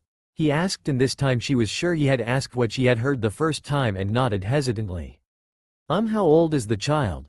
She asked curiously, and he nodded, seeing the logic in her question. 5, he said stoically, and she nodded. Does he belong to a clan? She asked, and he nodded again. Well, usually children that age get toys, clothes and stuff, she said as she saw the blank look on his face that made her feel quite stupid. She sighed and continued as she thought that really wasn't his style. But since he belongs to a clan, that is the age where they usually take their first steps in shinobi training. So a kunai or shuriken set, or maybe a scroll on beginner's chakra theory and chakra control or something like that. She said, and he nodded with a smile. That was indeed a worthwhile gift in his eyes. He had made the right decision in asking for her suggestion and knew exactly what would be the perfect gift for him, and nodded to himself with a fond smile as he thought of the little blonde. Tsunade saw his smile and smiled herself. It seemed he had a soft spot for the child, and for him to go to a party was certainly a surprise, and there was only one family that had children that young that were born tomorrow, she thought. So who is it for Oji-san? She asked, and he looked at her with a nod. Naruto Namikaze. He invited me to a gathering at his house for his birthday tomorrow, and I remember that it is a social obligation to bring a gift for the child. He said, and she nodded with a smile. She herself had been invited by Kushina and was ecstatic to meet the energetic twin redheads. Tobirama took his leave and walked to the shopping district of the village and came up to the White Dragon weapons shop. It was the largest shop in the village, and this was where he used to buy his own equipment as he walked in. Hideki Higurashi was going through his inventory when the bell to the door rang, and he was wide-eyed to see Tobirama Senju coming in. It was rare for him to come ever since he completely retired after his last battle 5 years ago, and he smiled at seeing the former Hokage walk up to him. Tobirama-sama, it is certainly a surprise to see you here. What can I do for you today? He said politely, and Tobirama nodded. There is a custom order I would like to place, and I would need it to be done by tomorrow afternoon. It is urgent and I need it by then, he said, and Hideki nodded. I can get it done for you if the order is not something that requires some really rare materials that I would have to order from outside the village. What is the order, Tobirama-sama? He asked, and Tobirama nodded, asking for a brush and ink as he started drawing the specifications and designs of his order and handed it back to him. Hideki took the scroll from him and his eyes widened as he read the specifications of the order and turned to him with a shocked face, then smiled. It shall be done, Tobarama-sama, but it will cost you quite a bit, seeing the rare material and the speed with which you want it made. All said and done, it will cost you around 19,000 ryo. He said, and Tobarama nodded as he took out his wallet and handed him a couple thousand ryo. Money isn't an issue, but I want them done on time, he said, and Hideki nodded, knowing he was a strict and punctual man. Don't worry, Tobarama-sama, it shall be done by tomorrow noon, he said, and Tobarama smiled and nodded. He really looked forward to seeing how he liked his present tomorrow. Tobarama woke up as usual pretty early in the morning, as was his routine for so many years. He freshened up and had his breakfast as he put on a simple white t-shirt with a small Senju clan symbol on the back of the t-shirt and simple blue pants with the usual shinobi sandals, and strapped the Raijin no Ken to the back of his hip, hidden under his t-shirt as was his habit for so many years. He may not use it anymore, but having it to himself gave him a feeling of self-assurance nonetheless. He walked out into the streets and towards the shopping district of the village, towards the White Dragon weapons shop, and walked in. Hideki looked up and smiled as he saw the man he was expecting to see. He knew Tobarama was a man who always liked to come either exactly on time or a little early, and in this case it was a little early as he had expected. Welcome, Tobarama-sama, you are just in time, I just got your order completed. Here, he said, and handed him a wooden box with a premium expensive feel to it, and Tobarama nodded and took the box as he saw the things he ordered and checked its balance and craftsmanship of each of the items. Hideki looked at him, inspecting each item carefully, and when he kept the last of them and sealed the box, he saw Tobarama give him a nod of approval, showing it was near his expectations, and he beamed in pride, and Tobarama handed him the rest of the money as he started walking out, but his eyes fell on the scrolls section of the store and walked there. He walked to the section for chakra theory and opened one as he looked through its contents and scoffed.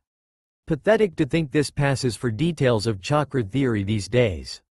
No wonder the shinobi today don't have proper basics and foundations to build upon. He thought in disgust as he resealed the scroll and kept it back, while Hideki shook his head at his expression of utter shame and disgust.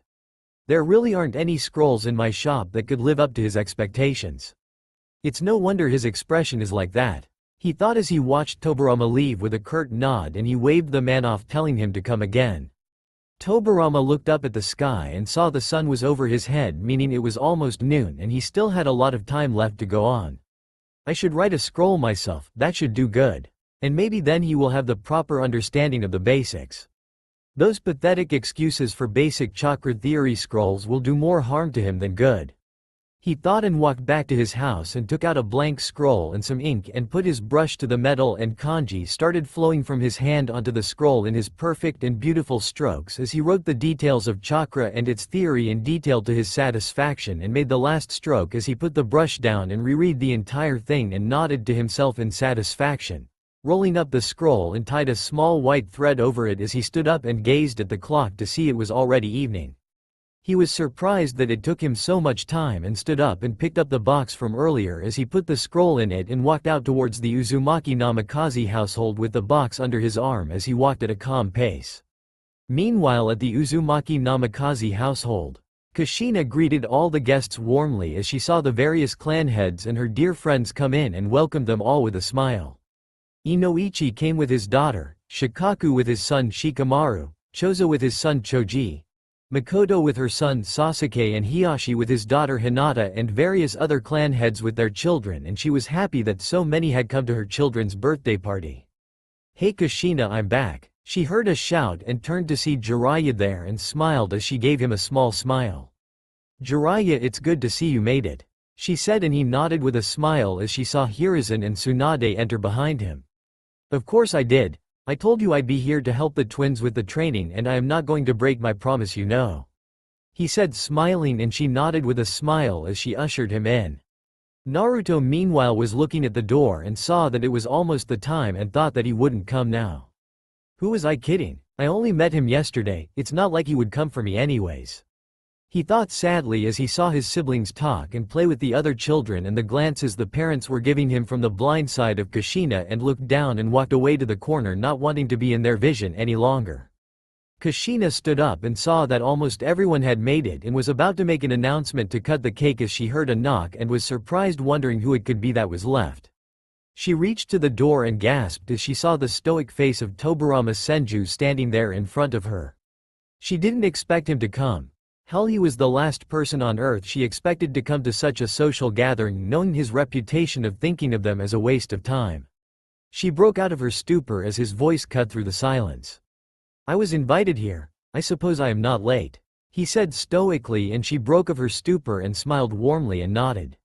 She wondered how he had decided to come to a birthday party like this, but shook it off as she was happy and honored that he had come to meet her children. As she motioned for him to come in with a warm smile, and he gave a curt nod of acknowledgement and stepped in as the whole room became deathly quiet as soon as he stepped in and he saw their stares and was annoyed. "I hope I am not interrupting this event?" he asked, and all of them looked away in embarrassment and a moment later crowded around the most powerful Senju and the head of the Senju clan as he answered all their greetings politely, not to sound rude. He was trying to find the boy he came for but could see everyone beside him, and their chattering about mindless clan babbles was annoying him to no end. Why a clan affairs discussion taking place at a child's birthday party? No less, he thought in annoyance, but kept his stoic mask up listening to them. Naruto was sitting on the snacks table alone, going through some chips as he sat with a sad expression that he hadn't come and was wondering about the sudden silence and then the crowded noises, but shrugged it off. Suddenly Kushina clinked her glass with the spoon and gathered everyone's attention as the room became quiet, and she smiled as she spoke. "Well, as all of us are here, I guess it's time for the birthday children to cut the cake," she said, and they all nodded. She brought out a big cake on a trolley and put it in the middle of the room as she called for her children. Naruto heard it and walked up along with Menma and Mito as Kushina took the lid off, and the whole room laughed as they saw the cake. It was a nine-tailed fox.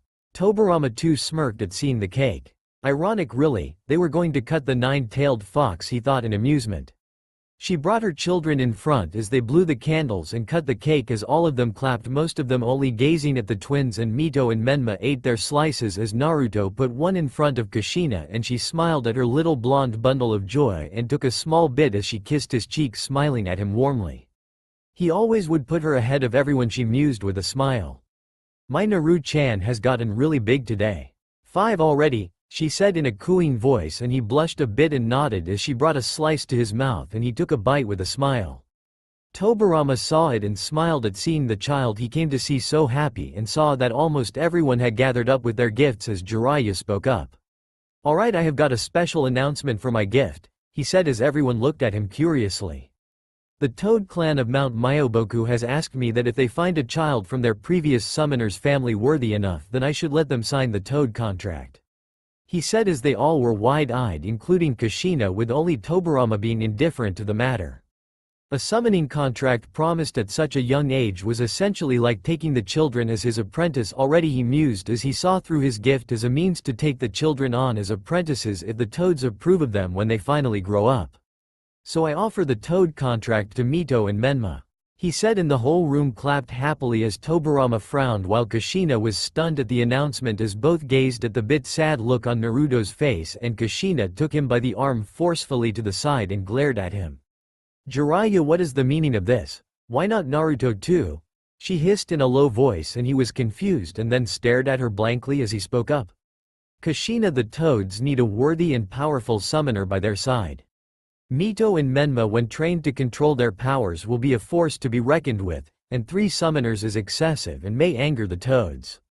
Sarutobi-sensei agreed with me on this," he said, and she frowned as she saw the point but then pressed her point. "Then you could have done this in private later on. Why announce it in front of everyone, making Naruto feel left out?" she hissed angrily, and he was stunned as he thought of it that way and nodded hesitantly, seeing his mistake. "Well, I wanted to gift it to them as a birthday present. I didn't realize it that way, you know," he said, and she sighed and nodded.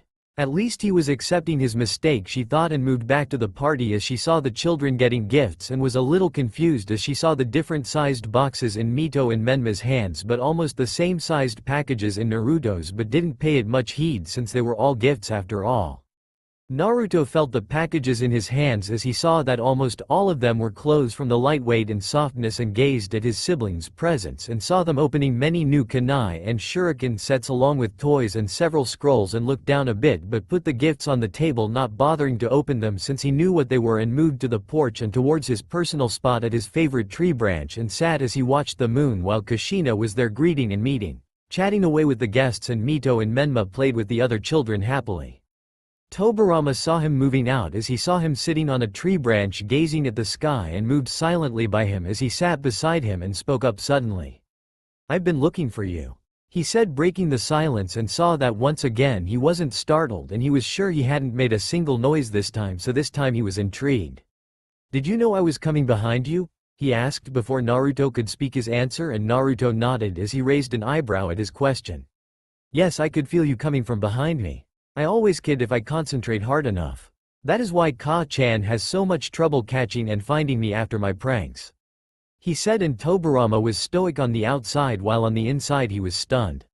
A natural-born censor at such young an age. To pick up my presence even if I wasn't suppressing it much is a feat in itself. He mused as he was broken out of his thoughts when Naruto spoke up. "Thank you," he said softly, and Tobirama looked at him confused as Naruto smiled at him, understanding his confusion. "For coming, I haven't known you for long, but you still came and kept your promise. It means a lot to me," he said, and Tobirama smiled warmly as he put his hand on his head and smiled at the boy. "Happy birthday," he said, and Naruto smiled widely as he hugged the man, and Tobirama chuckled as he patted and rubbed his back softly. Naruto felt so happy that he had kept his word and had come just for him. He broke the hug off as Tobirama took out the present from behind him and handed it to him. Naruto saw the elegant and expensive-looking box and looked at him with a raised eyebrow as Tobirama smirked. "You thought I wouldn't bring a present? Go on and open it, let's see if you like what I got you," he said as Naruto's eyes widened in surprise, and he saw the box again as he pulled the thread binding the lid slowly and thought of how expensive the gift must be if the box was any indication. He opened it and his eyes shot open in surprise as he saw the set of 20 shining silver shurikens with another matching set of 20 kunai. His eyes practically sparkled as he saw how beautifully they were crafted and saw the scroll beside them and looked at him curiously. Tobirama saw his expression as he explained, "That is a scroll of detailed chakra theory and its basics for beginners. I wrote it myself as I saw the utter disgusting attention to detail of the scrolls at the shop," he said, and Naruto's eyes widened as he saw the scroll in his hands and opened it a bit to see such beautiful handwriting and resealed it as he looked at the man stunned. "You wrote this just for me?" he asked in disbelief, not believing he would have wasted so much time for him as he looked at the scroll in amazement. "Of course I did. You won't be starting out on the wrong path just at the start of your shinobi training if I have anything to say about it," he said, and Naruto nodded, amazed that the man he barely knew would do such a thing when Tobirama spoke up. "You haven't seen everything yet. Go on and remove the red cloth at the bottom of the box," he said, and Naruto was confused as he kept the shining shurikens on his lap carefully as they looked like a work of art and he didn't want to ruin them. He lifted the cloth up and saw 10 shining silver 3-pronged kunai, and his eyes widened as he took out one and held it in his hand in amazement as he gazed at it with a tranced look. These were the same kunai he had used his father hold in his pictures. He kept the kunai and the shurikens along with the scroll back as he resealed the box and looked down as his blonde hair shadowed his eyes, and Tobirama was confused at his expression when he saw drops fall from his eyes, and Naruto spoke up. "Thank you. You don't know how much this means to me. I feel like I have something from my father with me now. This is the best present I could ever ask for. Arigato," he whispered as he wiped his eyes with the sleeve of his shirt with a sniff and grinned at the man foxily, making him smirk. "Those will help you start down your path of a shinobi well. Those kunai and shurikens are special chakra conductive, forged from chakra metal used by shinobi of really high caliber for repeated uses. Those do not rust or dull easily without being used in a deadly battle. And there are other uses for them as well, but that you will know later when you grow up. Take care of them. A shinobi is as good as the condition his equipment is in. Remember it, all right?" he said stoically, and Naruto grinned and nodded as he clutched the box to his chest tightly and jumped down as Tobirama did the same, and was stunned to see Naruto just shrug off the height and mused he would have already done it many times before as they walked in.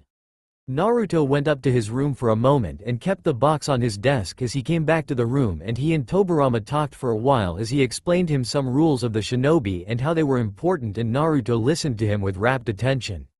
Finally, he saw everyone leaving and Tobirama stood up as Naruto smiled sadly that he had to go, and Tobirama smiled and patted his head.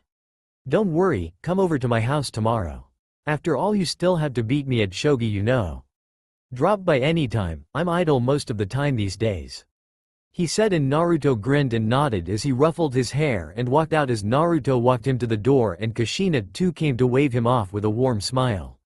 She then saw the happy smile and calmness that Naruto held and smiled. She was worried that Jiraiya's stupid stunt might have hurt him, but he didn't mind it in the least. She mused and walked back happily as she saw Menma and Mito playing with their kunai and shuriken with Jiraiya happily, and she smiled as Naruto yawned a bit. "Ka-chan, I am going to go sleep, alright.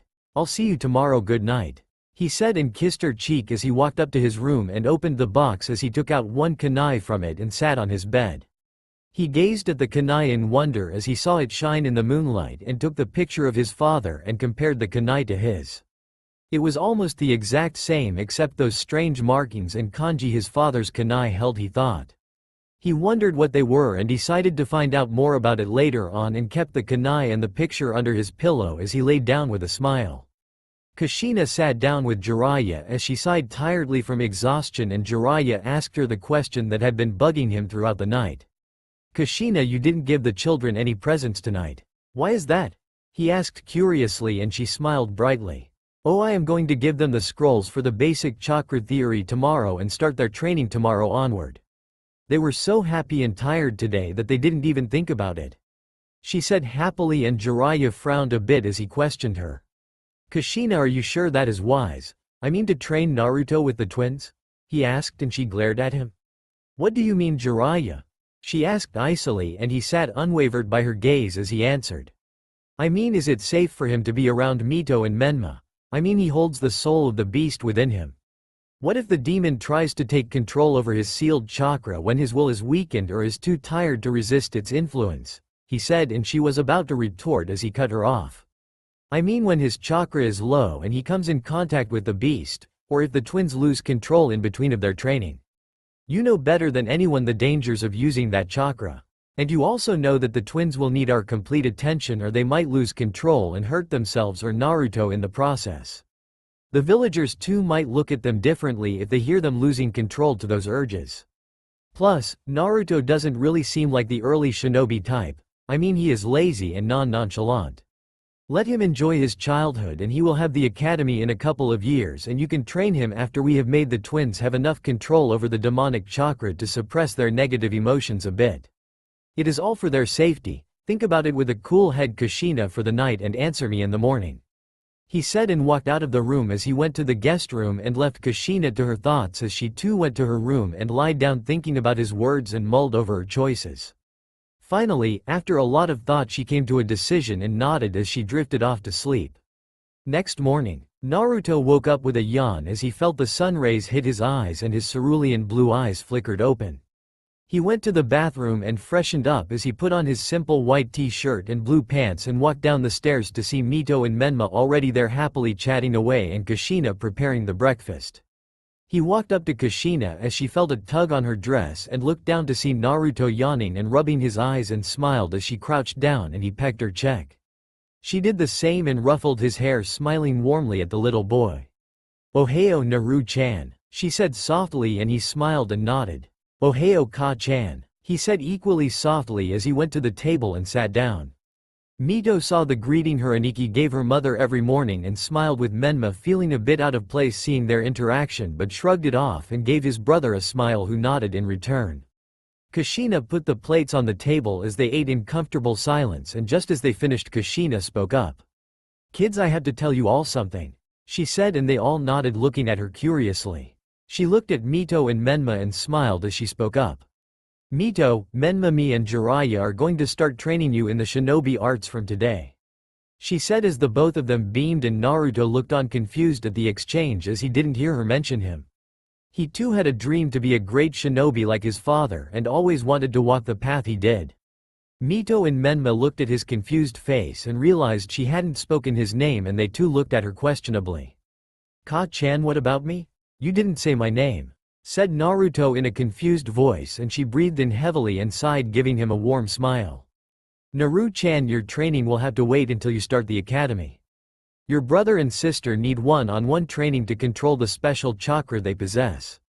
You will have to wait a little longer, my son," she said warmly, and he looked at her confused and stunned. "But what is this special chakra that they have?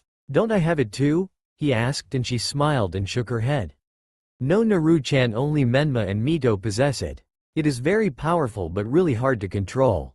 It is extremely dangerous if it goes out of control, and they can hurt you or the others, or even themselves when they train or join the academy. So for your and everyone's safety you will have to wait a bit longer," she said, and he nodded a bit hesitantly, understanding her point. "Then you don't have to train me specially, just give me some tips in between and I'll try and learn things on my own," he said, and she shook her head, smiling sadly. "No, Naru-chan, the wrong basics can ruin your future progress completely. Incomplete knowledge is more dangerous than no knowledge at all. Training in the shinobi arts the wrong way does more harm than good. Please just wait for a little while longer for your brother and sister," she said, holding his hand softly, squeezing it, and he thought about it nervously as she gave another squeeze and smiled. "For me?" she said softly, and he sighed and nodded with a small smile. "Alright, I understand, Ka-chan. You can train Mito and Menma personally with Jiraiya. I'll wait and catch up to them when you have completed their training," he said, and she nodded with a huge proud smile as she pulled the blonde boy on her lap and hugged him tightly, and he hugged her back, snuggling in her embrace happily. She put her chin on his head as she rubbed his back softly and smiled proudly. He had understood what was important for his family and had made the decision for them, and she couldn't be more proud of her son. She broke off the hug as he picked up the dishes and put them in the sink as he spoke up. "You go on, Ka-chan. Don't waste your time on the dishes, start training Mito and Menma. I'll do the dishes and then go to meet a friend of mine if that's alright," he asked, and she smiled as she kissed his forehead gently and nodded. "Of course you can go, just be careful, alright," she said, and he nodded as he looked at Menma and Mito, who were looking at him worriedly, thinking he might blame them for his loss of training, and he grinned at the two foxily. "Go on, you two, don't worry about me. You know me, this training that Ka-chan has planned for you sounds like a lot of work anyways.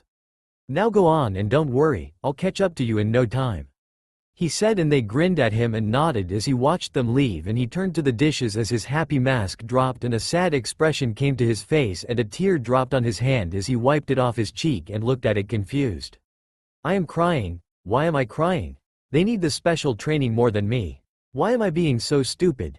he asked himself as he started working on the dishes and washed his hands as he walked back to his room and saw the box on his desk and opened it, taking out the scroll that was in there and pocketed it as he walked downstairs and put on his sandals and walked back to the door to the garden as he saw the three of them training happily and smiled at seeing their laughing faces. "I'm going," he said, and Kushina smiled and waved at him. "Alright, be careful and be back before it's dark, alright," she shouted, and he gave her a thumbs up and walked out with his hands in his pockets and the same lazy expression like he didn't have a care in the world marred on his face. He kept walking to the northern clan district where the big Senju clan compounds were and ignored the glances and cold stares he got completely. Senju clan compounds. He walked through the streets and watched the shops as he got near the house where Tobirama lived, asking many people for directions on the way, and was surprised that almost everyone knew him. He must be pretty well known in the village, he mused as he came up to a large house and opened the gates, walking in the stone steps, and knocked on the front door and waited as he heard the door click open and the stoic face of Tobirama Senju looking at him and smiled at him lazily. "Yo," he said, waving his hand lazily, and Tobirama stared at him blankly for a few moments and Naruto stared at him right back. "That is not the proper way of greeting someone," he said stoically, and Naruto nodded. "So I've been told," he said lazily, and Tobirama motioned for him to come in and closed the door as they walked to the living room of the house, and Naruto slid the glass door open as he looked at the big garden with many trees and a koi fish pond on the side and smiled as he sat down and watched the butterflies, birds and squirrels, and the cold breeze hit his face with a smile as he smelt the scent of flowers, and the smile on his face lit up. Tobirama walked back with a tray with 2 cups of green tea and some cookies as he kept them on the porch in between and saw Naruto admiring the garden happily and smiled. So you appreciate the nature too? He asked, and Naruto smiled and nodded. Yes, but this place is different. There is something about the garden that I can't put my finger on. It's almost like he tried to find the right word and Tobirama smirked. Alive? He asked, and Naruto nodded with a smile. Yes, well, this garden and its trees were grown by my elder brother himself. He had the ability to create trees, and each and every tree in this garden contains a part of his chakra.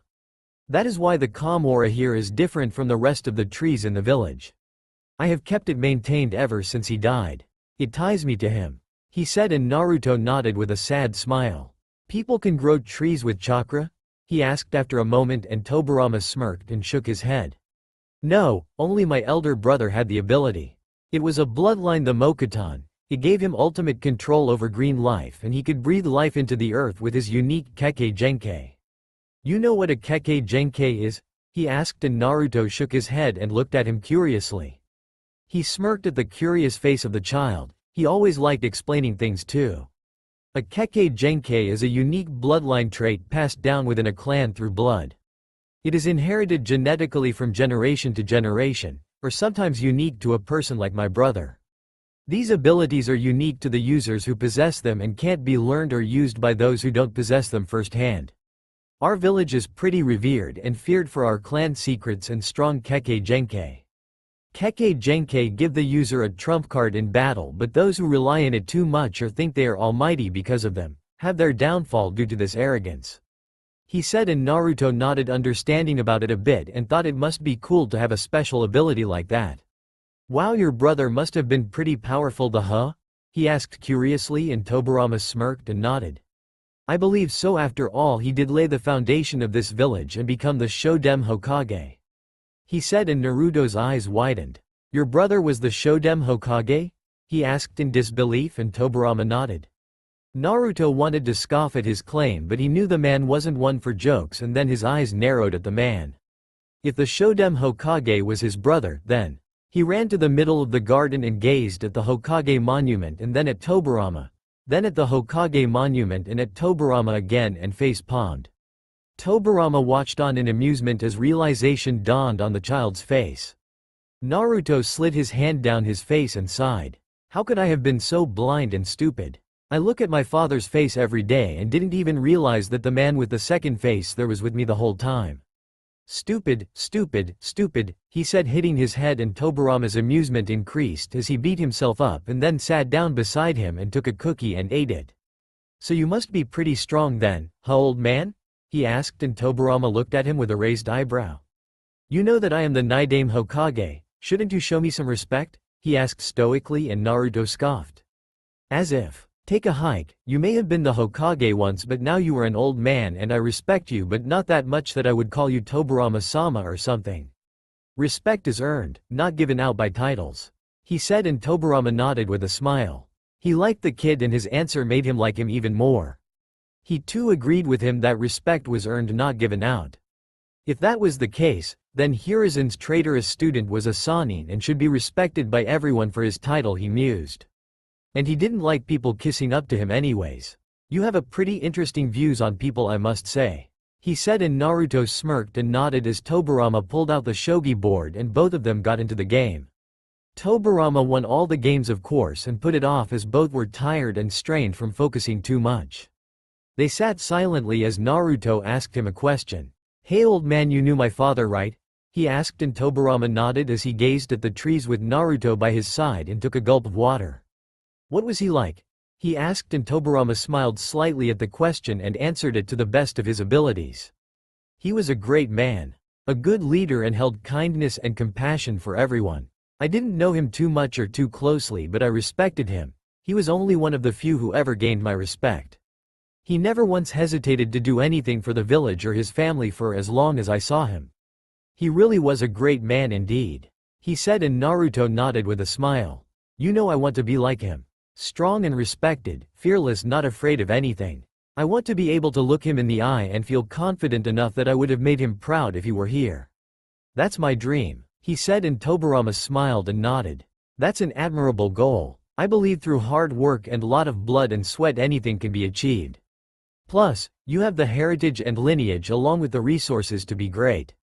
Not many have the kind of support and parents that could train them from such young an age with the correct things that are needed. He said and waited for Naruto to agree, but it never came, and looked at him as he had a sad expression on his face. Not everyone who has that kind of people gets an easy start, you know. He whispered, and Tobirama was confused at his answer and was about to ask what he meant, but Naruto grinned, putting his mask on as he gazed at the sky and saw it was a little time from now to sunset, and stood up. "It's time to leave, old man. Ka-chan told me to come back before it was dark. I'll see you tomorrow, alright?" he said happily, and Tobirama nodded with a smile as Naruto put his hands in his pockets and walked to his home waving at him. Tobirama watched him go, and his last words rang in his mind that he didn't understand. Not everyone who has that kind of people gets an easy start, you know. The words rang through his mind and he frowned. Everyone who knew Tobirama Senju knew he didn't like unanswered questions, and this was one answer he was going to find out.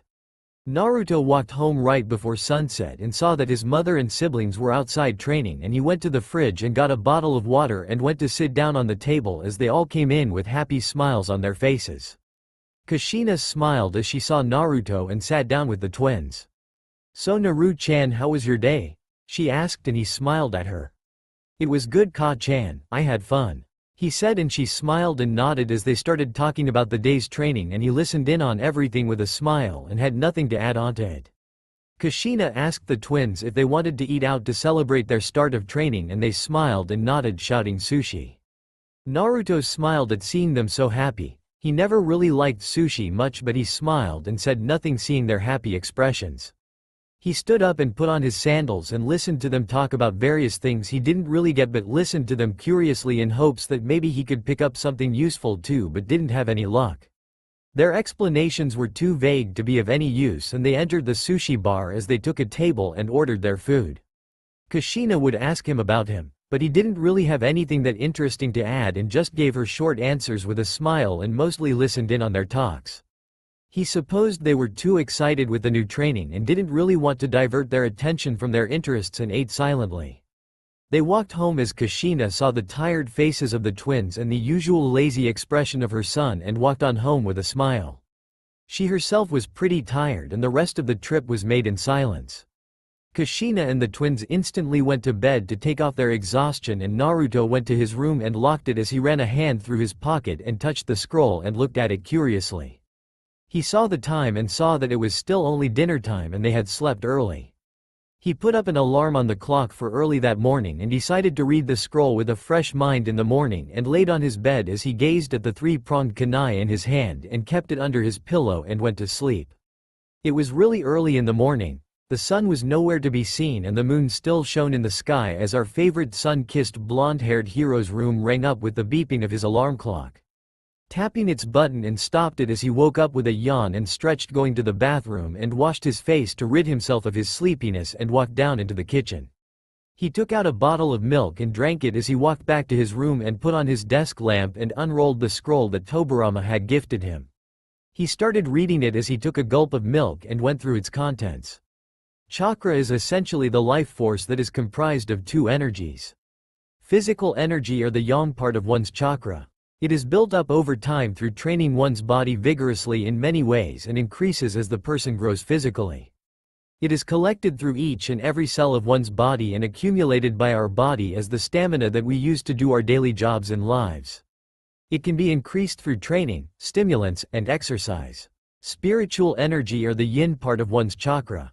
It is built over time through training one's mind vigorously in many ways and increases as the person grows mentally. It is derived through one's consciousness and builds up over time with the experience a person's mind gains. It can be increased through studying, meditation, and experience. When these two energies are molded in perfect harmony, that is when chakra is created.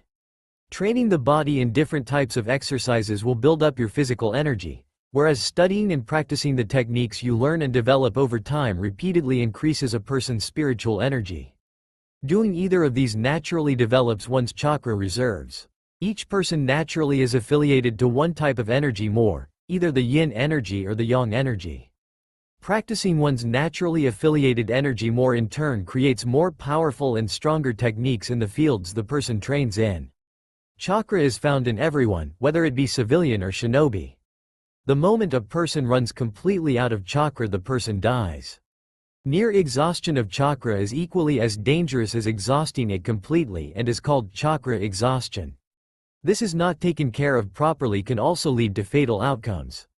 If a person is low on chakra, it is advisable to rest, eat and sleep until he recovers safely. Naruto read the first part of chakra theory carefully and didn't understand all of it. He took a pencil and started underlining the parts he didn't get and reread the parts again, and finally after 5 times he had memorized it word for word and saw that the sun was coming up. So it had been 2 hours already, he mused as he walked down and saw everyone still asleep, and pulled out 2 apples from the fridge and walked to his room as he saw the wooden box on his desk, and pulled out 2 kunai and 4 shuriken and pocketed them with the apples, and walked down as he wrote down a note and stuck it on the fridge as he stepped out of the house and towards the Senju clan compounds. Kushina woke up with a yawn and went to Menma and Mito's room and woke them up as they grumbled and woke up, going into the bathroom to freshen up. She walked into Naruto's room knowing her son's laziness and went to wake him up as she saw the bed made up, and knocked the bathroom but found it open as she saw it to be empty, and was confused as she stepped downstairs to the living room and dining area and found it empty. Her gaze stopped at the fridge as she saw the note stuck on it and pulled it off as she read it. Ka-chan, I woke up early and have gone for an early morning walk. Be back by breakfast, don't worry. She read the note with the chibi Naruto grinning at the end and giggled at his endings that he always left in his notes, and put it in her pocket as she put on her apron and started working on the breakfast. Senju clan compounds. Open training fields. Naruto walked to the Senju compounds as he had read the board for the open training compounds that were free to use for everyone, and walked into them and saw that no one was there and they were entirely empty. He was confused as to why no one would use such big and beautiful compounds, but shrugged and walked to the middle of the training compounds as he saw a lake by the side and 3 stumps in the middle of the clearing. Perfect, he thought, walking up to the stumps as he took out a kunai and started scratching a bull's eye on it. He took out the 2 kunai and 4 shuriken from his pockets and stood a few feet away from the stump with the bull's eye and decided to start with the shuriken. He had seen the academy students doing this at his one-time sneaking in the academy and knew that this would be in the course, so why not improve his accuracy now to help in the future? It wasn't dangerous and didn't need any sort of theory to it, so it couldn't be that hard, he mused as he took the 2 stars in each of his hands and threw them one by one, and all of them swung in the air a bit and around the stump into the 2 stumps besides it, and sweat dropped as they made contact and bounced off of them and dropped on the ground unceremoniously. Maybe kunai would be easier since shuriken were giving him a hard time, he thought. He held each of the kunai in his hands and pulled his hands back and threw them one by one with full power as he saw them sail over the stump, and sweat dropped again with a sigh as he walked up and retrieved them. He went to the starting point and tried again with the same results and sighed. This would be an interesting morning. He was extremely lazy, but there was one thing that people didn't know about Naruto Namikaze. Once he set his mind on a goal, Naruto did not give up. He tried it again and again as the sound of sailing weapons and clanking of shuriken on the stumps or the ground was heard. As time passed, he dropped to the ground on his back after 3 hours and panted. His arms were dead tired from the repeated attempts, and his legs too, with all the retrievals running again and again. Even after all that work there were no results. His aim was way too off and his technique wasn't right, since if they made contact even on the wrong targets they just bounced off. He sat up and looked at the shuriken and kunai with his red palms that were aching, and his eyes held a disappointed look as he pocketed them again. He wished he could bring more and have to retrieve them less, but his tiny pockets could only carry so much as he bit off the apple and walked away from the training grounds completely unaware of a pair of eyes watching his progress. He walked back to his house and the smell of food hit his nostrils and his stomach rumbled, and he walked in and sat on the table with Menma and Mito as Kushina kept the plates and looked at him curiously. "Where did you go to, Naru-chan?" she asked, and he smiled a bit as he started eating and spoke up as he chewed and swallowed his food. "I woke up early and went for a walk. I found a nice calm place and fell asleep. It's really nice in the morning on the outside. Maybe I'll do it every day," he said, and started eating as she smiled and nodded. Maybe he was getting out of his laziness a bit too if he was waking up early now, even if he slept outside a bit. "That's great, Naru-chan. Morning air is good for health and you get to enjoy the calmness that you like so much too," she said happily, and he nodded, drinking the juice, and kept the glass down as she saw his palms that were scratched and a bit red and was confused. Quote ellipsis. "Naru-chan, what happened to your hands?" she asked, and he cursed inwardly and smiled at her. "Nothing really, the tree that I found to sleep was really hard to climb on and I must have scratched my hands on it, it's nothing really," he said, and she smiled and nodded as she continued eating and talked to the twins, who were surprised too at their brother's newfound sleeping habits, but got into a conversation with Kushina about the day's training, and Naruto listened to everything curiously, but to his disappointment again their descriptions were way too vague for him to use. He didn't like to lie to his mother or the siblings, but he wanted to train and didn't want to be left behind the other kids who would start the academy too. Plus, if he told her, she may stop him from going or may confiscate his weapons and scroll altogether, and that was something he couldn't let happen to him. He saw as they started to walk out after finishing their breakfast, and he stood up too as he started to walk out. "Ka-chan, I'll go to my friend now, alright? I'll be back by sunset," he said, putting on his sandals, and Kushina smiled and nodded as she too walked out into the clearing as Jiraiya came up too. "Alright, but be careful and don't get hurt," she said, and he shouted a "hi" and walked out. He pocketed his hands with his usual lazy expression and was surprised that he had forgotten to put the weapons back in the box, but thought he could put them there later on. He walked towards the Senju compounds once again, but this time towards Tobirama's house. Senju clan compounds. Naruto walked up to the Senju clan compounds and to Tobirama's gate as he stepped in on the stone steps and knocked on the door as the stoic face of Tobirama opened the door. He smiled at him with his lazy expression as Tobirama crossed his arms and stared at him stoically. "Yo," he said lazily, waving his hands, and Tobirama stared at him for a few moments and he stared right back. "You aren't going to greet properly anytime soon, are you?" he asked stoically, and Naruto smiled and shook his head lazily. "Nope," he said simply, and Tobirama stepped aside and motioned for him to come in as he sat on the porch from yesterday and saw the shogi board already there and smiled as he took a seat and arranged the pieces while Tobirama came with some hot chocolate and cake and put the tray to the side and took his seat as he tapped the clock, making his first move, with Naruto doing the same. They played like that for an hour as Tobirama spoke up, breaking the silence. "So what happened to your hands?" he asked stoically and moved his piece, taking one of his out, and Naruto frowned as he thought of his next move. "Nothing much, just overdid something," he said, speaking the half-truth, and Tobirama nodded. He already knew of the reason. While walking through the clan compounds on his early morning walk, he had heard some metal clangs in the training grounds that hadn't been used by anyone in years and had seen him going at the targets until he dropped, and he admired his determination. He had also seen his raw attempts and techniques that told him that he had no guidance whatsoever and was his first attempt, which troubled him to no end. Why hadn't his shinobi training started, and why was he practicing alone when he had heard from Tsunade that the red-headed twins had started their training as she had been told by Jiraiya? This was another unanswered question about the blonde enigma in front of him that troubled him as he moved his piece and captured his king, saying check and mate as Naruto sighed and drank his hot chocolate that was now cold and ate the cake, with Tobirama doing the same as they watched the open garden, silently enjoying the peace and calmness of nature. Naruto broke the silence as he spoke up. "Hey old man, is there some technique to throwing shuriken and kunai?" he asked, and Tobirama smirked and nodded. "Yes, there is a certain way. Not many people delve into the precision and accuracy required for shurikenjutsu," he said as Naruto looked at him confused, and he explained. "The art of throwing weapons," he said, and Naruto nodded in understanding and memorized the word. Most people just practice how to hit the target and improve their aim and never go into the intricacies of the art. They think of them as mere distraction tools or things to be tied with flash tags or exploding tags and just write them off as just a basic need, not needing any time for perfection," he said, and Naruto nodded as he listened to each and every word curiously, making Tobirama smirk as he explained further. "Shurikenjutsu is just as dangerous as any other art of the shinobi arts if mastered properly. There are many techniques that could be combined with them and can be lethal if done by a master user of shurikenjutsu. They help a shinobi in the art of trap making too, since a master of shurikenjutsu can make the best traps for ambushes and trapping his enemies in the field," he said, and Naruto nodded and was amazed at the knowledge the man held.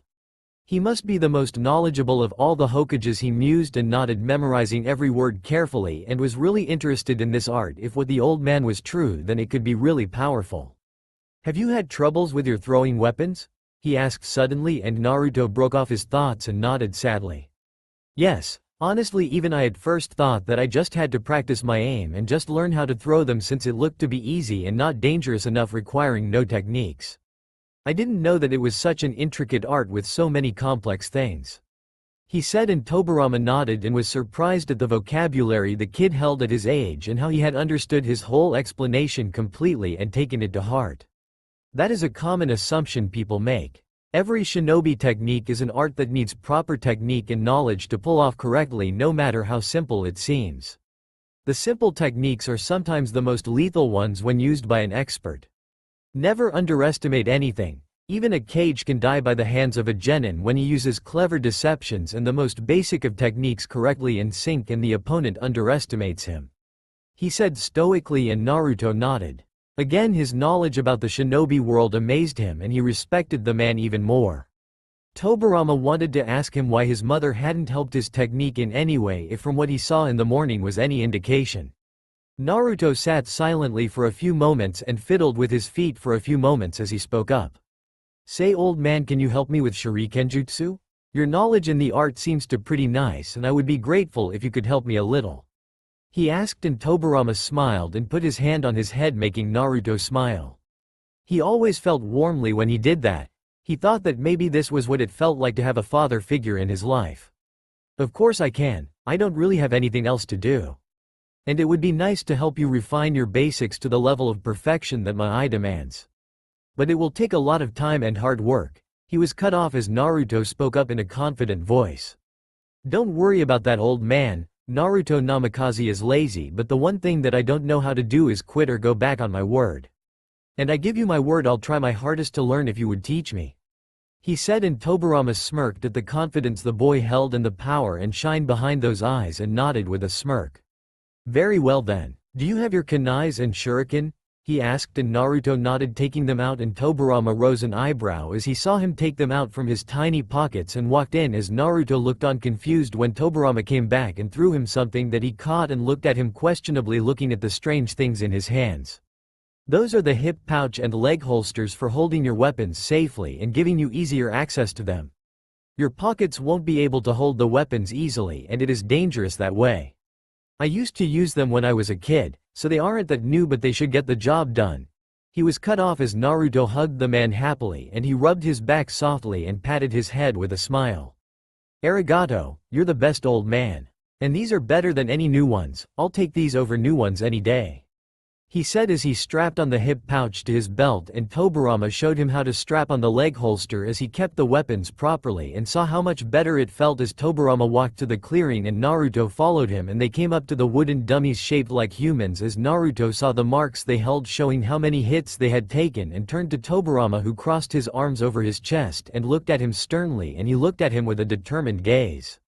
"Alright, show me your throw and I shall see and correct you as well as tell you the technique needed. And refine your aiming skills too," he said, and Naruto nodded as he looked at the various dummies side by side and threw the kunai and shuriken with the same results and looked down in shame at his failure, and Tobirama frowned at his lack of technique and walked up to him as he looked up as Tobirama pulled his own kunai out and told him to watch him carefully.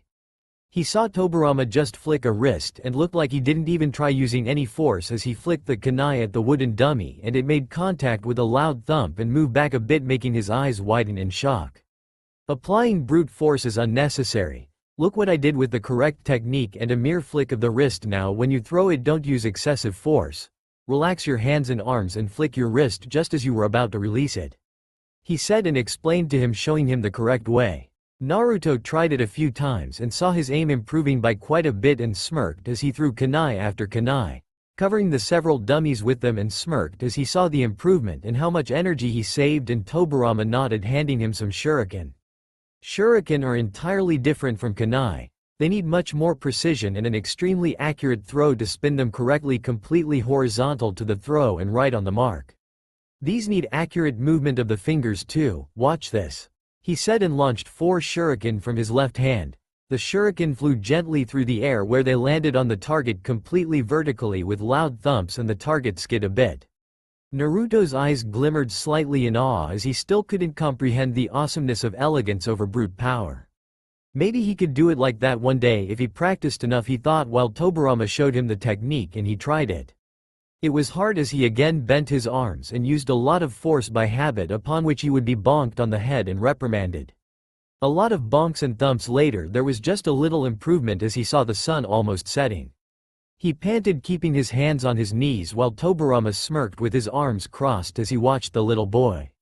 The kid had a lot of stamina for his age and his talent was hidden, waiting to be brought out from the vast improvement and the speed at which he was learning the technique. "That was good, we shall continue this tomorrow," he said stoically, and Naruto nodded with a tired but happy grin and took off his holster and hip pouch, and Tobirama looked at him confused. "Say, do you have a storage scroll, old man?" he asked, and Tobirama nodded but looked at him confused as Naruto explained.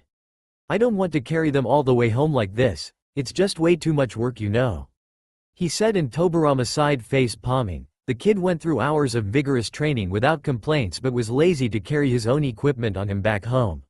He really was something all right, he thought with an amused smile, and nodded as he went into his house while Naruto stood in the garden with a sad smile across his face.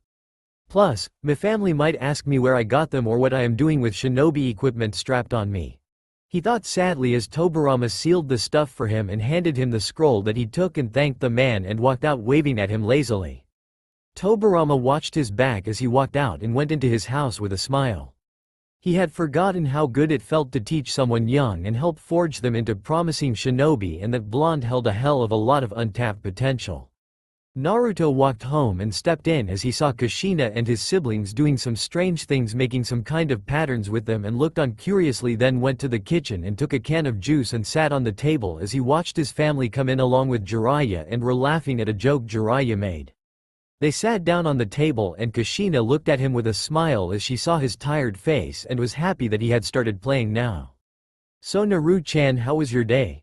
she asked, and Naruto smiled warmly at his mother. "It was great, I had a lot of fun, but it was too tiring," he said lazily, and she giggled and ruffled his hair as Jiraiya spoke up. "The twins are great, Kushina, they will be one hell of a shinobi after the legendary Jiraiya is done with them," he said proudly, and they all laughed at the man while Naruto smiled at his family's happiness. He didn't find his godfather all that great anyways. "But are those kunai and shuriken things really necessary?" whined Menma at his day's several failures, and Mito nodded and Kushina looked at them happily as she giggled. This caught Naruto's interest as he listened in carefully. "Don't worry, it won't be that long. We just have to get your aim up to par, and then you could just practice it once in a while to keep your aim good, and we move on to the other important stuff," Jiraiya said, and Kushina nodded, telling them the same thing while Naruto frowned inwardly at their blatant disrespect of the art of shurikenjutsu. It was one hell of an art, from how he saw Tobirama make damage with such a low amount of effort in his throws and how he had told him that there were even various techniques for them. He didn't say anything, not wanting to answer any unnecessary questions, and realized how good a teacher the old man was as compared to the pervert here. He listened to him goad his siblings about the cool techniques he had to teach them when they were done with the basics, and frowned inwardly again. He remembered the old man's words about the importance of basics and how a genin could beat a cage even with basics, and it was fools like him who underestimated them and got killed. He agreed to every word the old man made, and how his every word made perfect sense as he tuned his family's conversation out and remembered the things he learned today and the rush he felt at learning those things. He liked it, and that was something he was going to do again and again. They had dinner with all of them, making small talk with him all the while going on about their day's events, and he just listened in on them with a smile and walked back to his room as he kept the storage scroll in the box beside the chakra theory one, and went to sleep with an alarm for early next morning, and went to sleep with a happy smile in his face. Next morning, Naruto again woke up early to the sound of the alarm beeping, and woke up as he clicked it off and did the usual routine of washing his face and grabbing some milk as he sat on his desk with the desk lamp on, and unrolled the scroll he had. There is a special circulatory system in our bodies for chakra, and it is released through the 361 chakra points or tenketsu found in the body. Chakra is molded through the combination of 12 basic hand seals which aid a shinobi in molding chakra to their needs. These are Saru, Tatsu, Ne, Tori, Mi, Ushi, Inu, Uma, Tora, I, Hitsuji, Yu. When unlocking the chakra for the first time, the Hitsuji hand seal helps focus one's chakra and is a basic hand seal used for focusing. There are several other unique seals used for different techniques specifically too. To unlock one's chakra for the first time, the best method is to meditate and try and find a warm pull of energy near your lower abdomen region and pull on it. Naruto read through the scroll and saw the pictures of the chakra's circulatory system as he tried to memorize it and the hand seals, specifically the Ram, Hitsuji, seal to finally try and unlock his chakra. He saw the sun rays hitting the desk and walked to the bathroom. Taking a quick shower as he changed into his clothes and grabbed some fruits as he walked out with the scroll on chakra theory in his hands straight towards the Senju clan compounds to the training fields. Senju clan compounds. Naruto walked into the training field from yesterday and opened up the scroll, rereading the part about unlocking one's chakra, and copied the Ram hand seal and sat in a lotus position and closed his eyes and did as the scroll said to do. He tried to clear his mind as best as he could and tried to find the pull the scroll told him about. Tobirama stood behind a tree with his arms crossed and his chakra's signature concealed as he watched the boy read the scroll and meditate. He knew what the boy was doing, his first attempts at unlocking his chakra. Now he understood everything. If he was trying everything from the scroll on his own, learning shurikenjutsu on his own, hiding his weapons in a storage scroll yesterday, and so much training outside either alone or with him. His family wasn't training him, so he took matter in his own hands, but the question that was left was why weren't they training him? He decided to put it in the back of his mind as he watched the boy's breathing become calm and uniform after half an hour and was surprised at his skill and patience for meditation, but figured he always was one to like the calmness more. He sat down and watched him meditate for 2.5 hours. The unlocking of one's chakra was really difficult without proper guidance. He had written everything on the scroll in detail, but still someone would need to tell the boy to focus on a particular point and not try to just clear his mind. And even if he did figure it out, it took at least a week too. His thoughts were cut off as he watched Naruto with wide eyes. Naruto sat there and he felt like he was in a trance, and it felt so good after some time when he lost touch of the outside world and then focused inwardly on the pull the scroll said to find and kept looking for. He didn't know for how long, but suddenly he felt a warm pull and saw a small blue light in the darkness of his mind as he pulled on the energy and felt new energy course through his veins. Dense purple chakra erupted from his body as it swirled around him, and the ground under him cracked and pebbles rose in the air, turning to dust as they came in contact with his chakra while it swirled around him wildly. Naruto smirked as he felt the energy. It was so powerful. There was no way that it wasn't chakra, so this was what it felt like.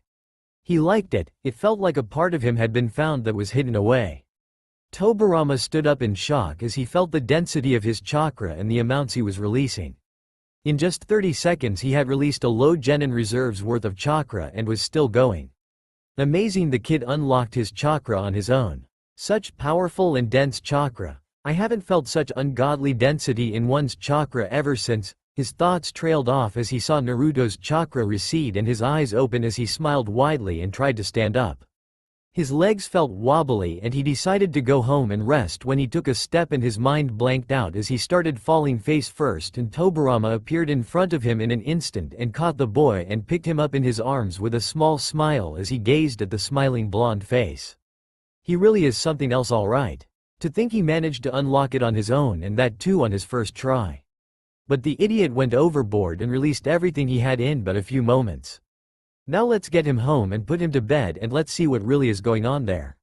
He thought and started walking towards the Uzumaki Namikaze household with the little blonde bundle sleeping in his arms as Naruto snuggled in his arms, making him smile.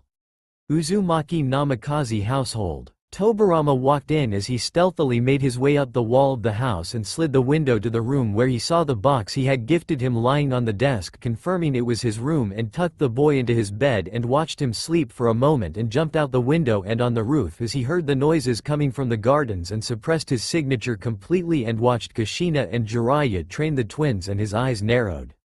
So only Naruto wasn't getting trained since he was out and they had already started their training. He watched the kids try and unlock their chakra and waited to see the results, but the redheads were too impatient to sit in a place for that long and didn't succeed.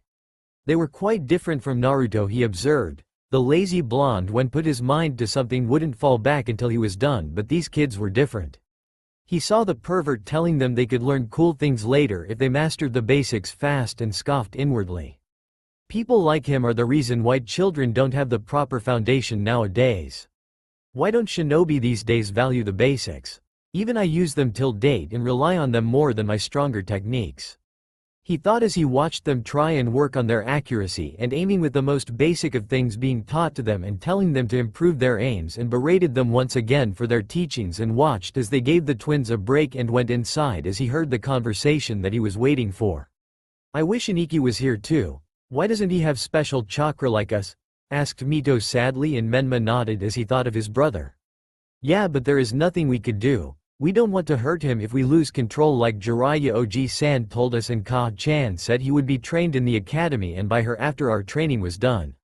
So let's get strong quickly and get him to join us. He said, and Mito nodded with a smile, and Tobirama had heard all that he needed to and walked back into Naruto's room as he watched the boy sleep and pondered on what he heard for a few moments sitting on his desk. So they were not training him with them so that when they lost control they wouldn't hurt Naruto. He knew that Jiraiya wanted the boy out of his way so that he doesn't interfere with their training, and Kushina had agreed with that pervert. What the hell had Hiruzen taught his students? If not for him, Tsunade too would be out gambling and drinking away instead of taking the problems head on and live like a stupid hippie. Then his thoughts went to his little blonde and remembered the chakra and the untapped talent he had. The boy was a natural-born censor and was indeed a prodigy if he had made it that far on his own just through reading and patience. If it went on like this, his skills would be wasted and the academy didn't have the time or focus to attend to one student specifically, and he would have a hard time if he had to the things the way academy did, and after the reconditioning of the curriculum their focus too was on the barest minimum of the basics. He pondered on what to do as he then thought of himself. He didn't really have anything to do, and maybe if what he thought lay dormant in the boy came out someday he could train it to the maximum potential and help him from falling to the darker parts of the power. Maybe he could train a student that was worthy enough to be called his heir. He wouldn't make the same mistakes he made with his previous students. He would train him personally in the way a true shinobi should, and show the village the potential the boy had. Yes, looks like I have found a new apprentice. Maybe he'll inherit my legacy and make me proud of him to have nurtured a student who was worthy to be my legacy. I owe it to his father too. After all, if I hadn't dropped the techniques through my weakness all those years ago, he would be trained by him and not left alone like this. The villagers' hatred will drive him into the darkness with the neglect, and I won't let that happen. He deserves better. I'll nurture him with my own 2 hands and make him into a fine shinobi. He thought with finality as he tore a page from his notebook and started writing a note and left it by his bedside under the clock and left through the window back to his house with a smile. That's all for now. If you enjoy this video, then please like, share and do comments.